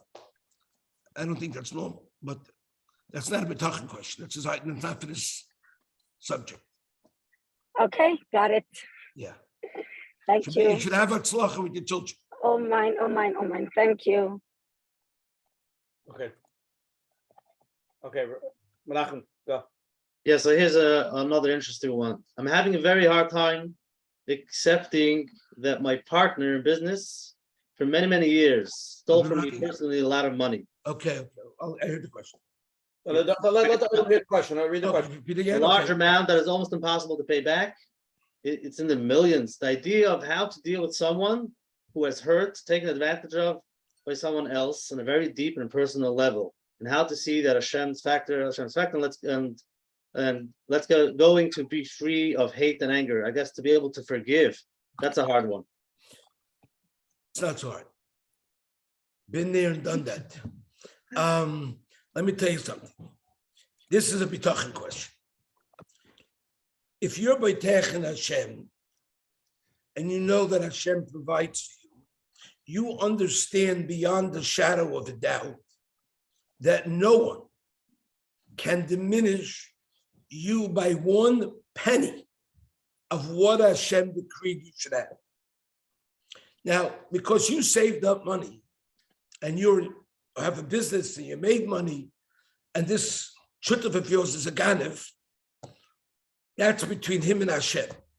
But you have to know he can't affect you kimole nima, a hair's breadth. Ein adam noigeya b'ma shemuchal lechaveroi kimloi nima. Another person can't affect you a hair's breadth. So when somebody takes away your money, it means Hashem decided you should be challenged by having the money taken away. You're angry, you're upset, can't be meichel the guy, it's because you feel that that guy did it to you and it's not Hashem. This is an issue between you and Hashem, nothing to do with that fellow. That fellow was just a pawn in Hashem's program. I understand how you feel. I didn't say it's fun, but obviously you're a big Baal Madrega because you don't get challenges that you're not able to handle. And everybody knows my story. I saved money for 20 years. And 2 weeks before my daughter got married, my good friend called me up, who I invested the money with. He said, I can't live with myself anymore. I robbed you blind. Hundreds and hundreds of thousands of dollars. And I told him, okay. And when I got off the phone, my wife said, what was that about? I said, don't worry about it. And I didn't lose one night's sleep over it. It got so bad because he took money from a lot of people. So everybody was convinced that I must have cut a deal behind their backs and got my money back. And that's why I was walking around smiling. No, I knew it was from Hashem. I had no doubt it was from Hashem. I was very happy while I invested my money with this fellow, with this Ganev. And I got my dividends. But one day Hashem said, goodbye. I had no doubt that Hashem was going to take care of me. I thought I had to take care of myself. Hashem said, don't worry, I'll take care of you. And Hashem proceeded to take care of me. It got so bad. The worst shtuch the guy gave me, he called me Erev Yom Kippur again. And he told me, you think I'm calling Kieski Mechila? He said, I'm not. I said, why not? I said, you're a Ganev. He said, because you know you deserve it. You know it had nothing to do with me. You know it was Hashem. I said, you're right, but you're not supposed to say that. I said, that would be like Parai telling the Yidden, I hope you have no tinnitus against me because it's what Hashem wanted to happen to you. But Then Torah never comes into place. who? Then Torah. Yeah, sure. You can make it in Torah. Why not? If you're able to make it in Torah, why not? But even then, you can't have a taina. I see people going to Din Torah and scream about what they're screaming about. It's a Din Torah. It's a process, which sometimes Hashem, I tell somebody, sometimes Hashem hits your car and you have who to get the insurance. Sometimes the guy happens in the parking lot and you don't know who did it to you. So if you have a process, get money back. But it's a madrega. Before we continue, this is a huge madrega. You lose that much money, yeah, it is. And- But Hashem and not to puts you lose at that sleep. level, it means you're holy man. Hashem Not- doesn't even have a sign he can't handle. Not to lose sleep. I should lose my money and the sleep. Nah, there was enough of us some money. I lose sleep too. Okay, let's go to the next live question. You're on. Hi, Rabbi. Thank you for taking my question. So I have a question about a couple that's struggling with infertility. So the question is like this: let's say the husband is starting to lose faith that they will be blessed with children, but the wife is still, really hopeful and still has faith that it's going to happen, one way or the other. What can you recommend for the husband? And just to give you a little bit of background, the husband is from Israel, so he's like a little bit more secular than religious. If they're secular, I can't tell them because maybe it's best to not to have kids. I can't tell you it's the Chafetz Chaim. People who would come to the Chafetz Chaim the last 30 years of his life and ask him for children, he would say, in today's world, I can't give a bracha like that. I don't know if it's good for kids to be born into modern world with all the challenges the world has to offer. So I can't tell you what to do in that case. See, it has to go with the basis that you understand there's a mitzvah to have children. Once you have a mitzvah to have children, I've told many people who couldn't have children that if you got married, that means Hashem wanted you to be able to have children. So you have to believe and have Bitachon that Hashem will give you children because you have a mitzvah. But if somebody's secular, so they're not subjugated to Hashem's mitzvahs. So they do their own thing. So they run by different rules. What happens with a spouse? Let's say one spouse has more bitachon, one spouse has less bitachon, and one wants to working on it. The other one. Okay, so if the spouse could bring the child up from. Yeah, I'm talking about if both are from. I'm talking about. They're both one from. spouse is strong in bitachon, the other one is schwach and no koyach. Okay, but I tell them you don't have to be bitter. What happens is you get tired, and you get bittered, and you get fatainet, and a lot of these people go through. I dealt with hundreds of people who mamish challenge this. I tell them the first thing is don't go crazy. It's a challenge. Deal with it. Did Avraham Avinu go crazy? No. And yeah, it says once Rachel was upset at Yankov that he's called Chamos Yelecha. Okay, but don't say every day she walked around bitter. It was Kulam Shalom L'Teiva. She had a life and she lived L'Teiva. The first thing you have to know is how to get your equilibrium. Then you have to focus on the fact that Hashem, you gave me a mitzvah. A lady has to say to Hashem, you created me in such a fashion, you gave me equipment and kalim to produce children. Hashem, I'm relying on you. You didn't create me for no reason. Please make it happen. That was Chana's trick. Okay, Rabbi Brog. Let's go. Okay, you're on next. Let's go. Hi. Hi. I was wondering, just the whole idea that dealing with bitachon versus, I guess, a reality check, for lack of a better word, where you might have, want to have faith that things will turn out for the best or that you can achieve something. But what if there are other obstacle or what you might perceive, like there might be your abilities, how realistic are you in terms of? Well, you only have to, you can only deal with what, if a person has one leg, Yeah. so they have to do the best they can. If the person has one arm, you do the best you can. You have to have bitachon, not that you're going to grow a second arm, but that you're going to be able to function and produce and be a functioning citizen in Hashem's world. That's why Hashem put you there. I mean, it's a way to, I mean, if I'm concerned about magical, I heard that, magical thinking that all I need to do is. You have to believe that. If Hashem felt there was no purpose for you, he wouldn't put you in the world. If Hashem put you in the world, that means there's a purpose for you.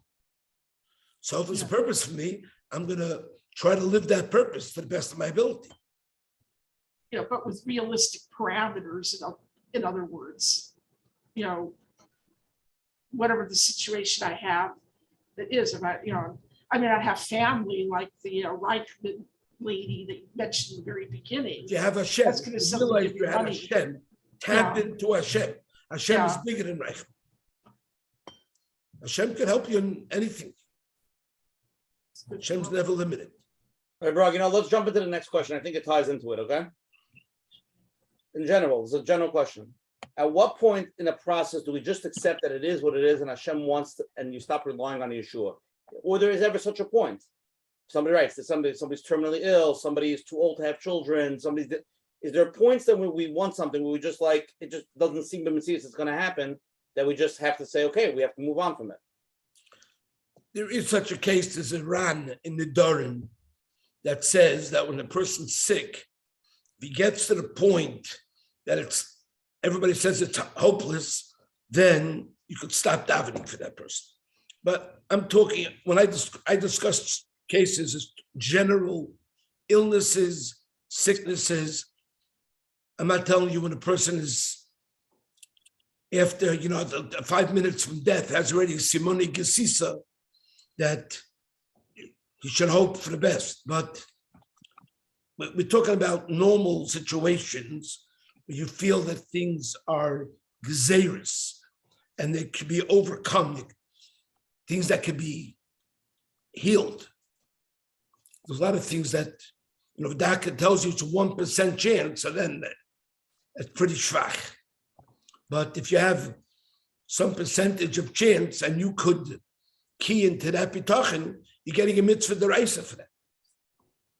Whether it's going to turn out the way you want or not is irrelevant. Bitachon Hashem is not in order to get what you want. Bitachon Hashem is what Hashem wants me to feel toward Him. Oh, yeah. Okay, Rabbi Brog. Let's go to the next live question. You're on.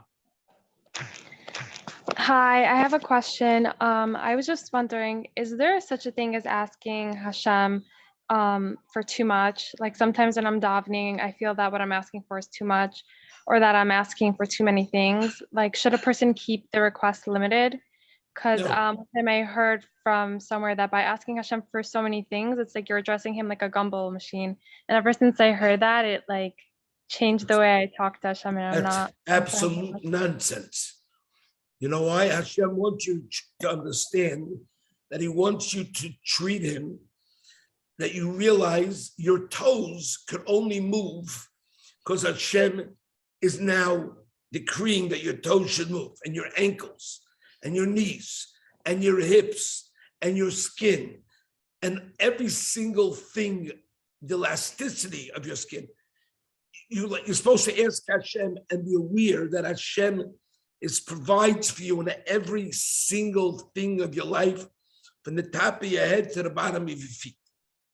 And if you can do that, that's wonderful. We probably don't ask enough. I'm sure. We have to ask much more. That's for sure. We mentioned before about the mois. When would you tell somebody they should cry? Because the lady in Eretz Yisrael by the sponja, you mentioned they shouldn't. So when would you say they should cry? I told her because I said, your father, you're Yisaimas, you have a Yisaiman. You have your father, Hashem is your father. She shouldn't cry. That's what you cry for. You're right with your father. You know what I mean? You have a close relationship to Hashem. I tell most people like this, most people with the relationship with Bitachon is such, there's this famous story they say with a guy who was living, a bag man, used to live in out of bags on the street. The homeless man was one of his carts. And the guy's 90 years old. And finally, somebody catch up to him. He says, why are you living outside? He says, I'm homeless, I'm poor. He said, poor. I just went online, I checked. You won $10 million 12 years ago. The guy hears about it, he has a heart attack, and he dies. The tragedy is that he had the money, he didn't know. Bitachon is something, Hashem is with you. Hashem is with you. You have access to every single good in this world. Okay, maybe not to a plane. People say, can I win the sweepstake?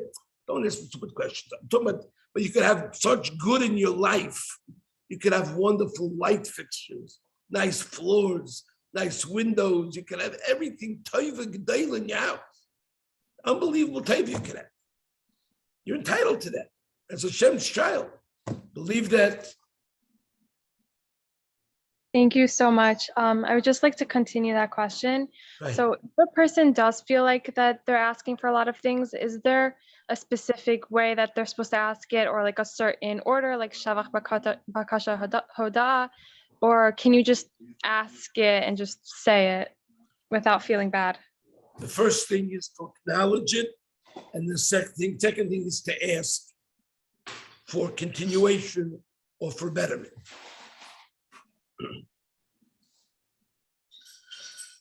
You realize my grandfather used to go every single day and count from the top of his head, enumerate, speak out what Hashem is doing from him, from the top of his head to the bottom of his feet, and everything in between.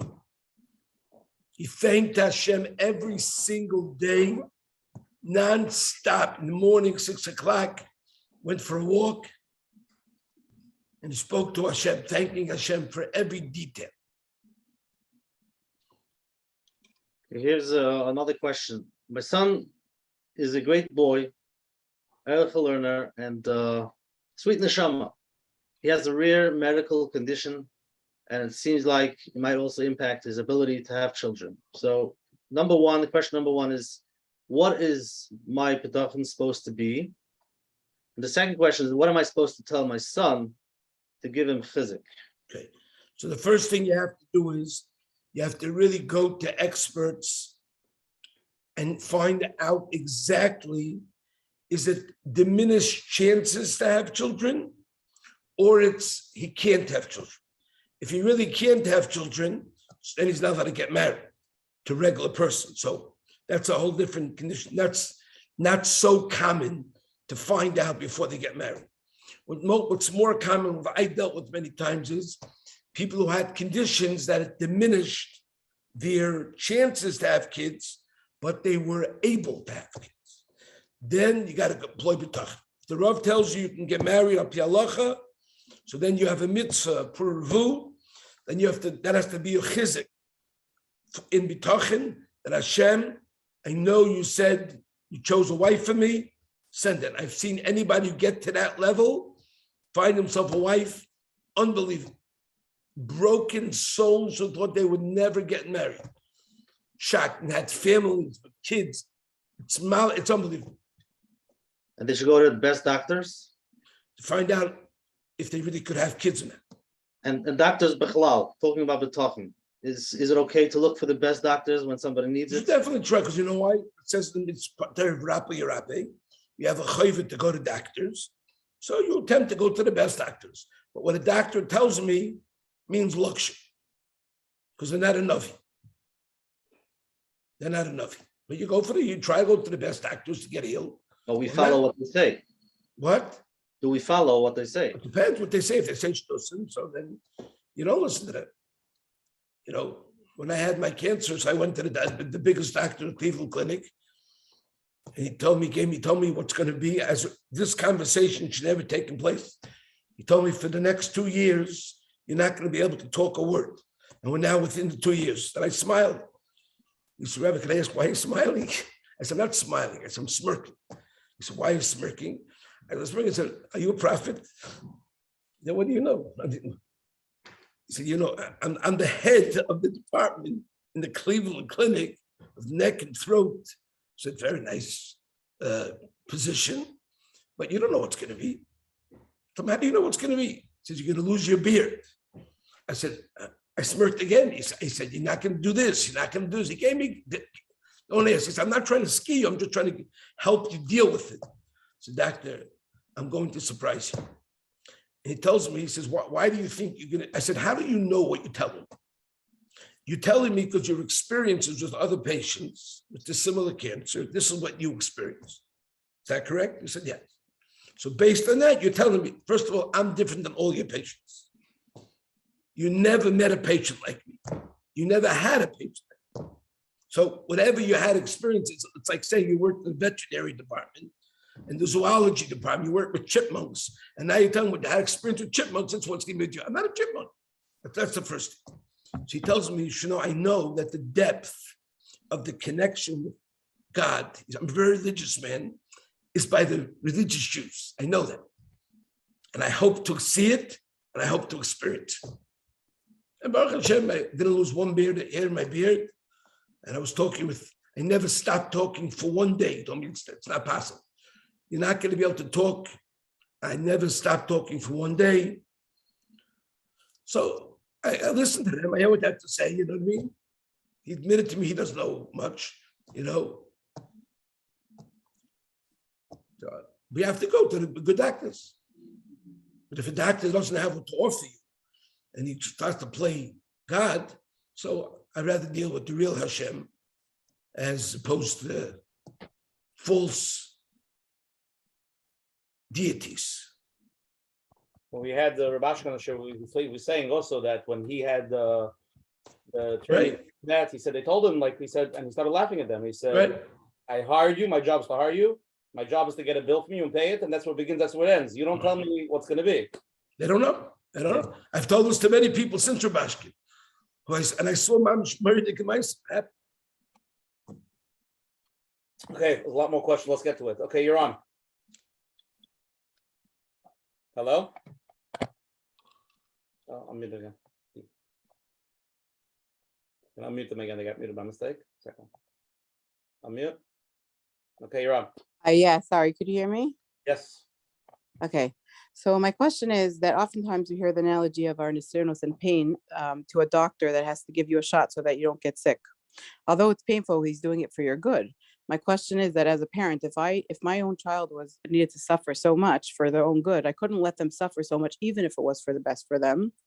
How could Hashem patch one of his children so many times, even if it's for their own good? As a parent, I wouldn't be able to. I would change tactics or give the child a break. I would think that a real parent cannot see their child suffering so much, even if it's for their own good. If you could explain this concept better for those of us who don't see Yeshua for a very long time, and also if it's because we need to work on our ruchnias and something to change in ourselves, what if we are doing that and we're trying very hard in ruchnias for years and years and years and still don't see a Yeshua? How does a person not get angry? Well, they have to realize that, I know people who've had problems. You went to one doctor, went to another doctor, finally realized they went to the wrong doctors in the wrong field. Yet, just because you try to work on something, obviously a person has to, at some point, switch and change to realize I'm not hitting the right area. There's a guy could have a problem in his gums, and it could be root canal, or it could be cancer, chas v'shalom. So you have to first determine, where the problem lies. So if a person tries to correct something and it doesn't work, the person has to think, maybe I need to try in a different area. People who are going through nisyonos like this, like big time challenges, I'm sure that they would try everything and anything, and they would change. I want to tell you, it's not true. Would change tactics over and over. I deal with this on a daily basis, and it's not true. Everybody is willing to give it tzedakah. People, they're not willing. A lot of people don't want to acknowledge, what the real challenges are. People have a very major problem assuming that I'm that bad that I have to change completely. I tell people we all have to change completely, and it's difficult when you're dealing with people who think it's just an easy fix. One guy told me, I'm very sick. I bought this book, a Breslov book, and I'm saying all day long, thank you, Hashem, and I'm getting better. I said, I hope so. I said, but I never heard Al Pitayr, that's the way you get better. It says, Yefashmish for my son. The Torah says what you have to do. You have to do introspection. You figure out what the problem is. You have to address what you think is the root cause. And I never saw it says walk around and say thank you 8 hours a day. like that book says. So the person sent me the book. I read it. It's okay. I hope it works. But well, I think part of the shot in that is also when you're saying thank you, you're also having introspect in the Emunah Bitachon. It's it could be bringing it out. Could be, but people have a hard time figuring out which part should be your fashbish remaisov to see what they should change, and working on their bitachon. Because part of what we're hearing is that we have to be b'teich in our Father, that He loves us and He'll give us whatever we need. But He gives you a message. And then there are parts that we have to stop and think, wait a second, maybe there are things that I need to change. That's and correct. we don't know exactly what Hashem wants. And then we get confused and we get angry and it doesn't work. So that's where we can get a little bit. I tell people, I understand you, but you have to, so again, it says, and you have to know how to deal with it. A lot of people, when you had Chaim Kanievsky, there was somebody to go to and ask, tell me what should I correct? When we had that, it definitely made things much easier. It's definitely getting much harder now. There was used to be the Manchester of Segel you can go to, he would tell you what to work on. My grandfather would say what to work on a lot of times. So it says we have to try your best. It definitely gets it harder. The guy who lives in the jungle, I told him there's no doctors. So you got to sometimes rely on the bush doctors. And it's not the best medical help you're getting over there, but you do the best you got. Rabbi Brog, let's go to the next question, okay? Yeah. Okay, you're on. Me? Yes. Some Yeshuas involve more than one thing, like Bitachon, people that are going through infertility. It's not only, you really believe that with Bitachon, you can have a child.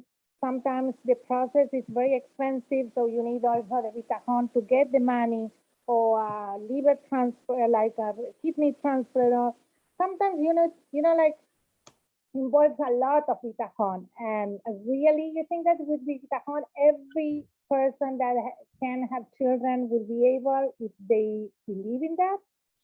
Well, the first thing I tell you, when you believe it, if you have Bitachon, so you have Menuchat HaNefesh, you have to get to a place where your mindset, you feel calm, that you're in the best doctor's hands.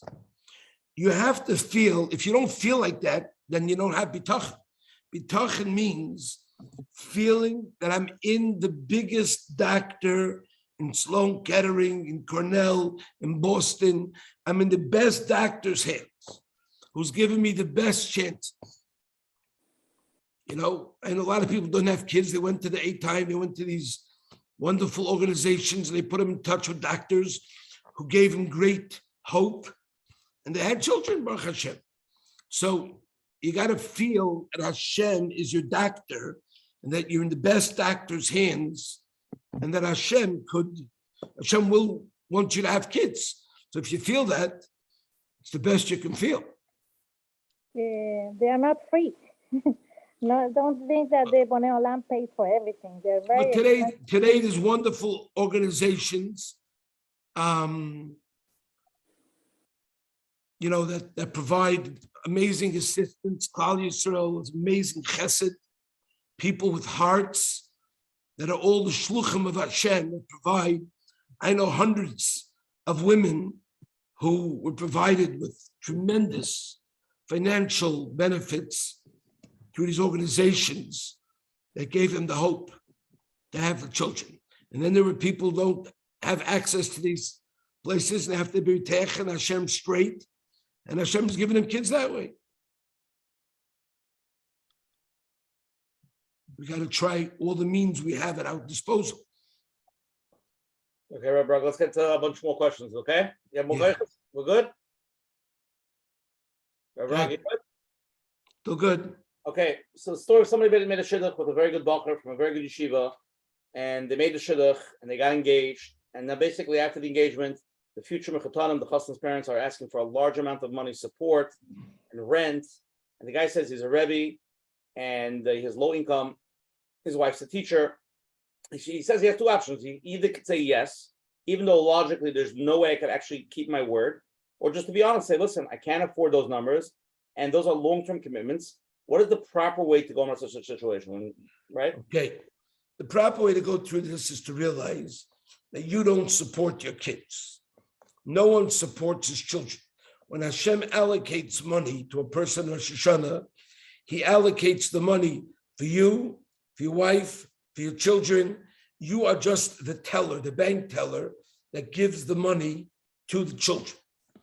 Now, if a person understands that you think Hashem sent you, you didn't make the shidduch happen.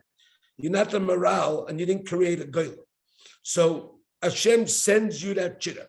Min Hashem isha leish. Min Hashem yotza adavar.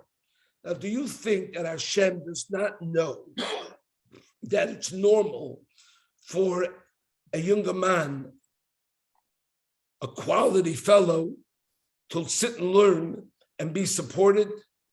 Of course he does. So you have to have the bitachon that Hashem will give you the money for their child also. Just like he's going to give you money to pay for the chasana, just like he gave you the chasen, he's going to give you the money to be the shliach, to support him. I believe that everybody has money for what they want. This last week, I spoke to a guy, told me, I have the money. And he tells me, really, I really have a Yerusha. It's a large Yerusha, but he never saw himself as a guy with money. I told the guy, what are you bothering me for? Cough up the money. Or Hashem gave you the money for that purpose. Doesn't want to touch his savings. Right. So then he's touched by Hashem. So you want to sacrifice the son? That's not very smart.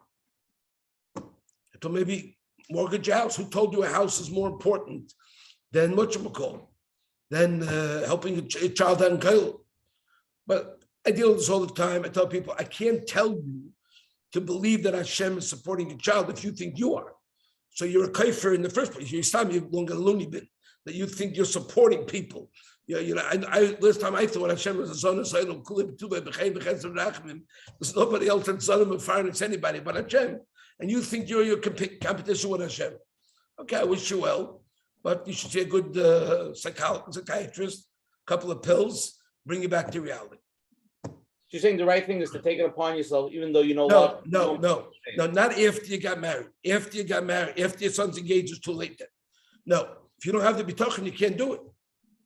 I believe that you should decide that question before you let your daughter go out with somebody. Do I understand that I am a shliach to help my son-in-law sit and learn? I don't expect you to be I'll be talking to give $5,000 a month, but maybe $1,000 a month, maybe $1,200 a month. I find that everybody has money for what they want. Everybody has new Siennas, and everybody has new what's the other car they drive? The Toyotas things, Camrys, Toyotas, the Limited. They all drive fancy cars today. So think of that's what a son-in-law you pay for. My grandfather had no money. My father was the first one who learned in Kail in Chaim Berlin. My grandfather gave a very large portion of his meager salary to my father because he wanted him to learn. Wow. So here's a question. I am 30 years old and have still not found my shidduch. I've contacted Bitachon and have done whatever I can with davened, and it's davening for so many years, but nothing seems to go. Okay. What advice can Rosh Hashiva give me to be mechazik myself? First, do tshuva and the fact that he contacted Bitachon. If you're 30 years old, you don't have a shidduch, and you think it's Bitachon's fault because they could or they should set you up and they didn't. So you definitely, now I understand why you're not engaged, because you have no shaykhs to getting married. Marriage comes from Hashem to you.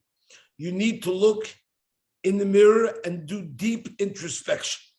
Now, a lot of times people can't do that. So you go to people who know you well and say, what do you think is holding back my shidduch? So here's a fellow who decided that he's supposed to marry Esther Hamalka, one of the 4 most beautiful women in the world, or Rochav that Yeshua married. No, I told him, who told you you're entitled to that? Who told you you're entitled to that? He has Bitachon. The Bitachon, right? I told him, he has married already. Obviously, has no Bitachon. So people got, my grandfather told me, everybody got their shidduchim. The shidduchim came to the person and the person rejected.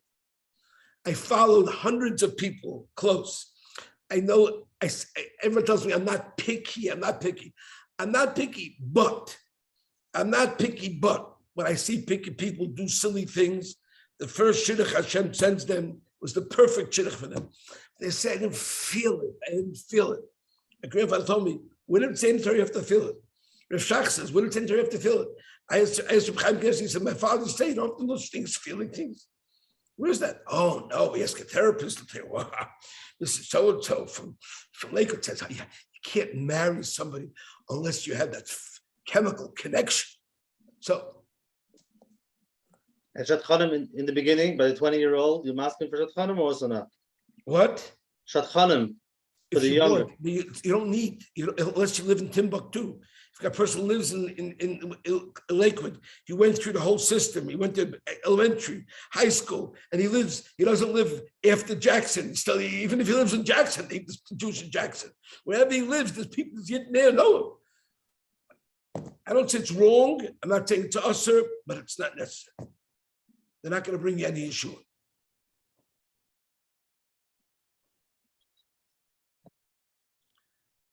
Okay.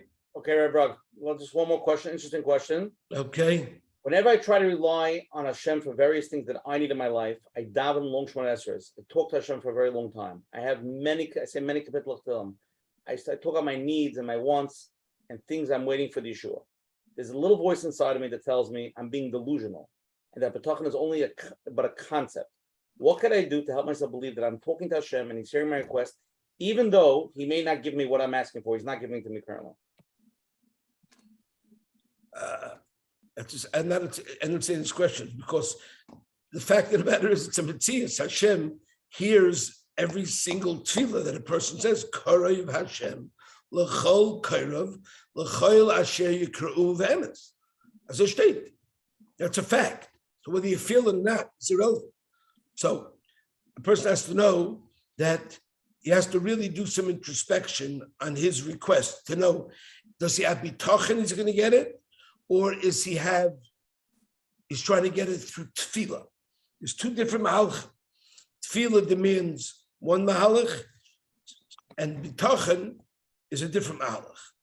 But to say somebody says delusional means to say he's lacking basic emunah that Hashem is shemei tefillah. We say in one of the major brachas, we say, Ki atah Hashem shemei tefillah. Every day, Barachamim, Hashem listens to us, and he says, I don't believe it. So what should I do? It's a very difficult.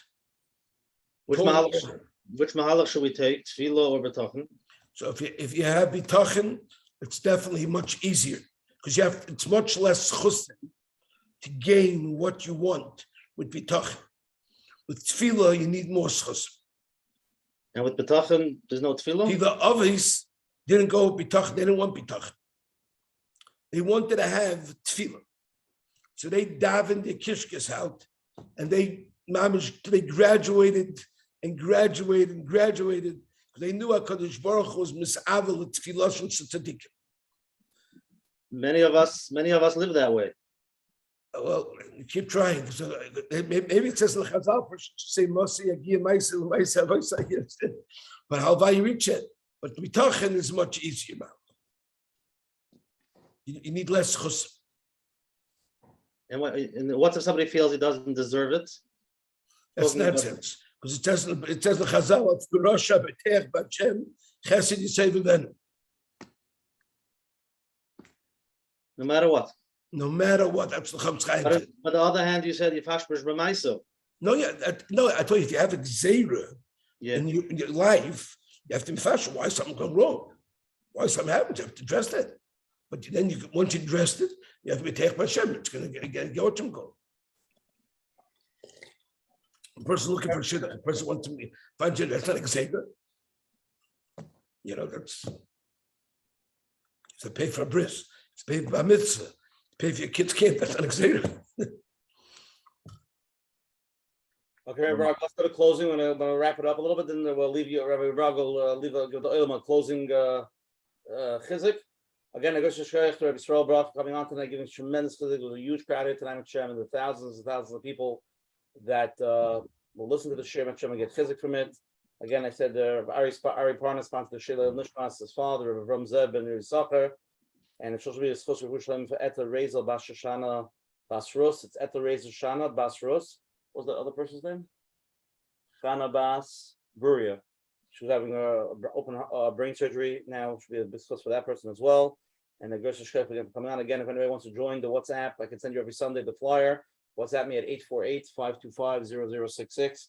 Again, that's 848-525-0066. And save my number. And every Sunday I'll send you, speaker for the week and the replays. Or you can go to menachembernfeld.com and sign up. And he sends you the emails, the flyers, and the replays. Again, if anybody's here the first time, every Sunday night at 9:30 on this Zoom ID, different shiurim, different topics, different rabbanim. Next Sunday, we're going to have a shiur of Shmuel Reichman. He's a famous motivational speaker, and the topic is how to journey to the ultimate self in the world of constant struggle and overwhelm. How do we achieve greatness in ourselves, entire professionals and relationships? How to really find the core of who you are and to really go after it. It should be an amazing program. I think everybody should join to let people know about it. Please be part of it. Everything tonight was recorded. Hashem will be on menachembernfeld.com. If you have any questions, please email coachmenachem@gmail.com. Tonight's shiur 113. It's the gematria Bitachon b'yud kevavke. So I think it was a good gematria. I think we hit it on the ball. And not sure if you want to listen to it on the phone number is 848-777-GROW. It's 848-777-GROW. But Hashem will be on Spotify and Apple Podcast and Kol Haloshen. Yisroel Brog will upload it to Torah anytime. It'll be on his shiurim, and everybody can watch it. If people don't want to watch part of it, if anybody wants to get in touch with Rabbi Yisroel Brog, he has an email address. His email address is YTA Torah TORAH@gmail.com. You can send him questions or anything you want to reach out to him. When he has time, Hashem will try to respond. Again, I guess shkoyach to the advertising sponsor, Lakewood Scoop, Rabbi Yanif from Chazak, Ellie and Ariel from 5 Times Central, and Chayil Kalfan and Shmuel Son from JCN. Rabbi Brog tonight was a moedik shir. I got chizuk. I think hundreds of people got chizuk, 1,000 people get chizuk from it. I think we asked you every question from every different open, but the bottom line, you're saying one thing. That's the bottom line. You're just saying one thing. It's a different open, but the bottom line, you're saying you have to really trust in Hashem. Rely. And it sounds easy, and it sounds like it's really madrigas. It's years of work, and it's a tremendous. The one thing you clarified for me is that there's different levels also in Bitachon. As you believe more, your siyata d'shmaya in the issue will be more based on your Bitachon versus I want to fly first class. I have to be on that level. Not everybody's zeichet to fly first class there Israel. It takes years and years. Just tell everybody the story maybe, and then we'll go to Menachem, and then you go to Global. In conclusion, no, we're not ready for the closing. Oh, We're not ready. You can say it for the closing. That's for all the stories. You can say all the stories. Okay. Coach Menachem, wrap up tonight's shir, and then we'll give it to Rabbi Yisroel. Yeah, there's not much to wrap up. I just want to mention, first of all, thank you very much. And yes, I think tonight is not. Somebody asked me. It's ytatorah@gmail.com. Sorry, continue. I think tonight is not only physic, is how to take it to practicality, how to actually use it, because that's what Bitachon is, living with Hashem, how to live with Hashem. And I think we should all find one thing somewhere, not to wait till we get to that madrega. We're there now, and to see how we can live there now. And obviously it's hard. The hard part is to think different. You might be living 20, 30 years one way, and here you are listening to new concepts, and to change the way you think, that might be a little challenge. But again, relying on Hashem, because He's the one who took care of you till today. And whatever you thought till now, you might have to think again and change. So that's where the challenge might be. But once we get that, I think it should be easier.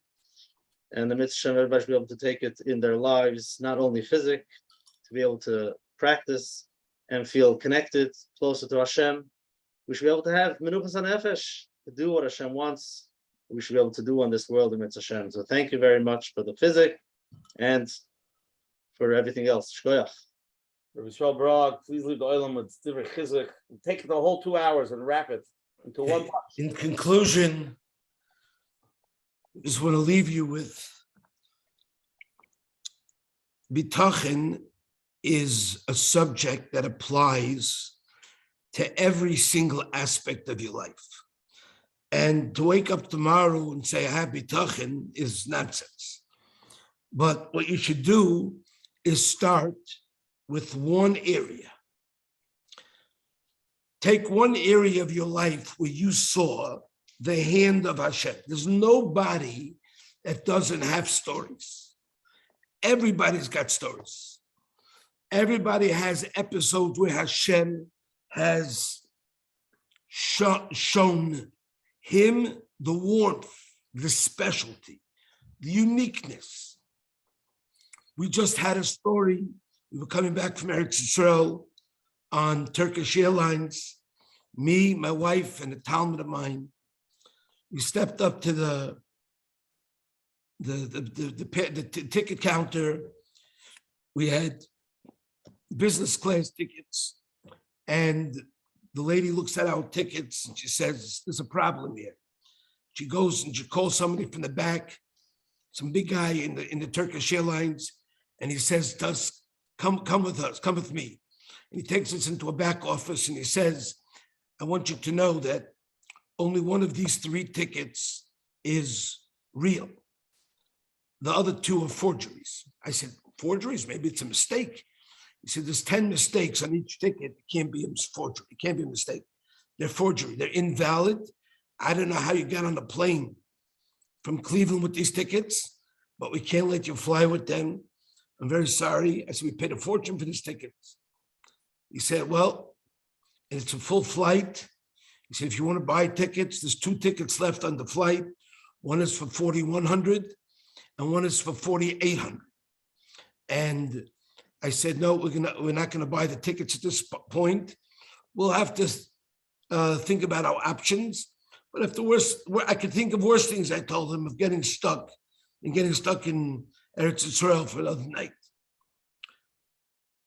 He said, can I talk to your traveler? I put him in touch with my travel agent, and he showed him how it's like, he doesn't know what happened. The Kitzer, we were stuck there. We, Baruch Hashem, didn't lose ourselves in the least. I said it's a little test, and in Mitzvah Hashem will show us. It'll be another story. I had no idea how, I had no idea what, but my life, everything that happens in my life is another story. And we went over to the side, left the office. My wife said that she's going to work on Ein Oid Milvada. And I said, my dear wife, Ein Oid Milvada, you have to have something. We don't have tickets. You can't come with a tissue, Ein Oid Milvada, and give them tissues. Our fake tickets, they tore up already. We don't have tickets anymore. Can't make a yesh mi'ayin. She said, Hashem can do everything.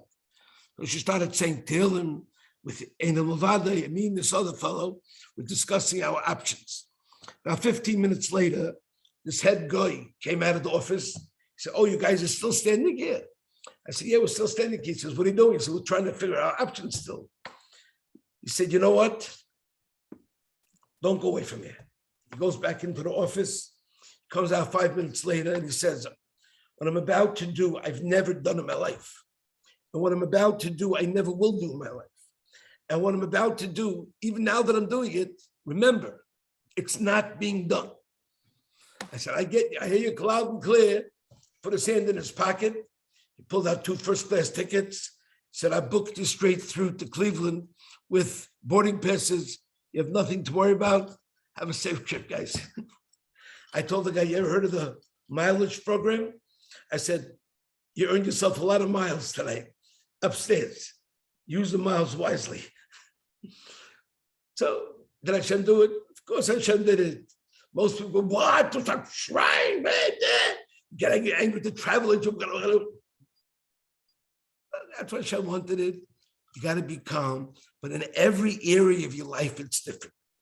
I suggest what you try to do is look at certain expenses in your home and try to see the hand of Hashem and say, Hashem, I could rely on you.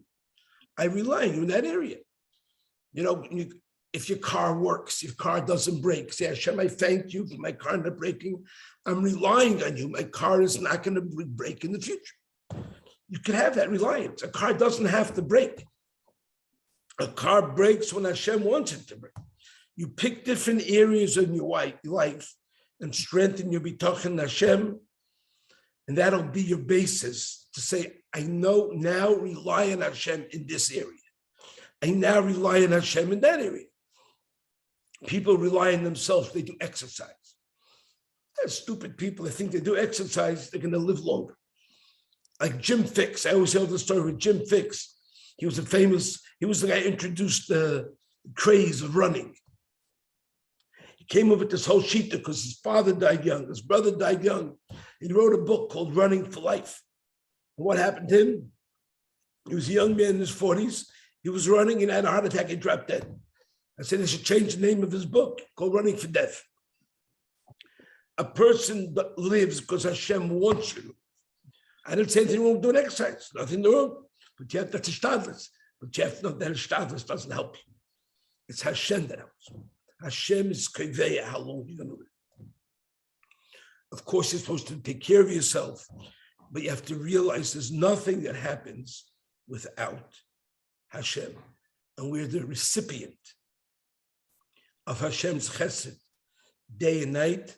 And this is our greatest source of power to build and get out of every challenge and to continue climbing every mountain in our lives.